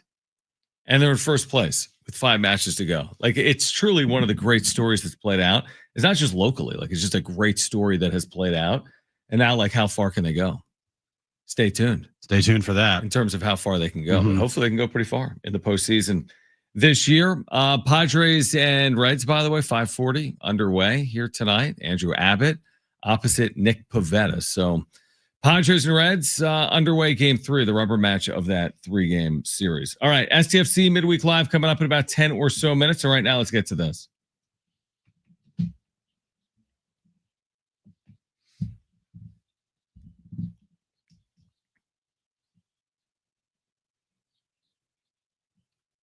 It is weird watching a night game at Petco Park during our show. Yeah, 5:40 is like I'm used to an afternoon game at Petco, but not the 5:40 game. 5:40 start is a weird time for a weekday game. And the place is filled up pretty well at the start. And I'm like, 5:40, that's kind of a tough time to make right at the start.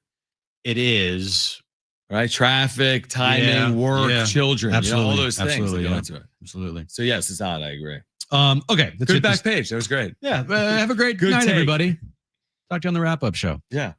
New findings by NASA, John. Oh, what'd they find? New planets? No. Okay. From the Mars rover, provide the strongest hints yet of potential signs of life or ancient life on Mars. What do you mean ancient life? Like Ancient. previous life? Yeah. Like Gotcha. life or signs of life from a long time ago, John. Okay. NASA's Mars rover Perseverance has uncovered rocks in a dry river canal that may hold potential signs of ancient microscopic life. They stress that in-depth analysis is needed of the sample gathered by the rover, ideally in labs on Earth, before reaching any conclusion. What kind of life you think what are we talking about? I don't know. People? My guess would be no. Zebras? Or are we talking about like organisms? Like, that's so boring. You do all this work, and after all these years, like, there was water one. Okay, it's great. It's water. Well, life could be anything. day. Life could be like insects. It could be So boring. I know it is. Would you be thrilled if tomorrow they're like, we have irrefutable evidence there are ants on Mars and there's a little bit of water? It would be interesting because it would then lend you to go down a path of maybe millions and millions and millions of years ago, Earth was habitable. Mars? Or Mars, excuse me. And my response to that would be, who cares? If 4 million years ago, ants roamed Mars in the Mars River. What if they found life on Mars? What if they found like a skeleton bone on Mars? It has no impact on my day. It would, None. It would become the You think that's a top story? I think if they found a skeleton on Mars. You think they cancel the Padres game for the skeleton? Like, no. Skeleton of what? A human? Of anything. Like a skeleton. Of a giraffe. I'm just saying, it's just like, it just doesn't impact me. I know. You know how far Mars is? It's far. Thank you. Nothing would impact you. Nothing does. Like nothing impacts you at all. Not on other planets. I just have no time for them. You're like, oh, there's an alien race on its way to Earth. You'd be like, give me the top 25 college football rankings. Like, I don't care. Right. The asteroid stuff. Like, let's talk real. Are they vegan aliens? Right. I mean, the rocks or whatever you say, that is this going to hit planet Earth? Even that I'm not overly worried about. I have no control over a rock hitting Earth. The rocks. Man. Asteroids. Oh, boy. So you have no care in the world. None. On that story you just told me, I have zero care. I have less than zero. I know you do. I know a lot of people care, though, because they put the story. People are interested. Oh, UFOs. What if we found out there was like I'm listening. a football team on Mars. Great. I don't know. Are they D1? Yeah. I mean, are they NFL? What if the Aztecs have to travel to Mars to play a football game? Or what if everyone's like, we thought Tom Brady was like the greatest. This Mars team is like better than Brady. They had like a quarterback that won 9 titles. So stupid. Do you know who Taylor Frankie Paul is? They're gonna say Swift. No. Who? She is the star, one of the stars of the reality TV show Secret Lives of Mormon Wives. Oh yeah, I've heard of it. Is it like a? My guess is Kristen would know who that like a is. Bravo show. It's a Bravo show. Yeah. It's kind of crazy. In what way? That this woman, I think I'm getting the details right.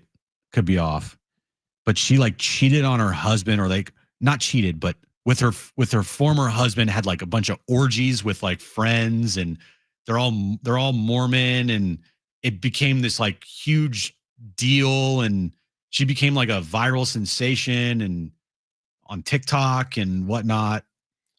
Okay, is that the preface to the story? No, well, or is that the story? No, that's the preface to the story, because the story is Taylor Frankie Paul today was announced as the new Bachelorette for the ABC hit show The Bachelorette, and people are, talking about this as a different direction that the ABC show is going in by having a reality superstar of her stature go on a reality show, becoming the Bachelorette, when the whole premise of the Bachelorette and the Bachelor was like to take kind of these no-name random people, like anonymity, and turn them into the Bachelor or Bachelorette and have them, and then eventually they become famous, right? I didn't realize that. Does she get to pick more than one bachelor? Right. So is she really? She's looking for love. So here's I guess. Yeah. Here's a snippet on who is Taylor Frankie Paul. Taylor Frankie Paul started as an influencer who grew an audience on TikTok as part of a group of Mormon moms in Utah. The group of women refer to themselves as the quote Mom Talk.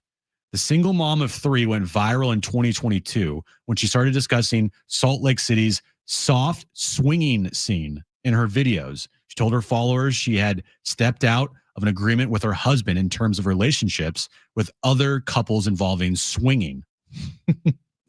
And she's a mother of 3? Yeah. The viral fame led to a Hulu show about the women called The Secret Lives of Mormon Wives, which chronicled the lives of several of the Mom Talk women, their husbands, and their children. You've lost me. I know I have. But I get what you're saying. Yeah, but I'm lost. But this reality star is the next Bachelorette. Correct. Okay. And it was announced this morning on the Call Her Daddy podcast with Alex Cooper. There's the world we're living in. The world we're living in. Exactly. Crazy. That is so insane. Well, I mean, hey, look, let's be real here. The Bachelor, The Bachelorette, and what's the show on the island they have? Love Island? Not Love Island. Gilligan's Island? No. F-Boy Island? No, not F-Boy Island. It has like The Bachelor and The Bachelorette, and they go to an island. Oh, yeah, like Summer House. No. What's it called? Yeah, like Summer Games. No. Bachelor in Paradise. Bachelor in Paradise. Thank you. Boom. Geriatric Bachelor. They can't, they have that too. They can't compete with the like new age of these dating reality shows on Netflix and Paramount, or not Paramount. It's not Peacock. trashy enough. Right. Exactly, Brent. Yeah. It's not trashy enough. And so they have to up their trash game. So what better way to go get this person to get as many people to watch as possible? We talk about Mars insects again. This topic is as boring to me as insects on Mars. So which one would you rather talk about? You get 2 choices. I hope they put the Bachelorette contestants on Mars and do the show there. Yeah, that'd be cool. That's my preference. All right. If you missed anything today, sportsst.com, iHeartRadio app, iTunes, TuneIn Radio, or Spotify. Darren Smith, SDFC Midweek Live, Adrian Garcia Marquez on the other side. SDFC, first place in the Western Conference, 1 full hour coming up on the other side for Brent and Jim. What are you laughing at? I'm just watching Gavin Lux take a pitch 95 right down the middle of the plate for strike 3. SDFC Midweek Live is next. Nice take, buddy.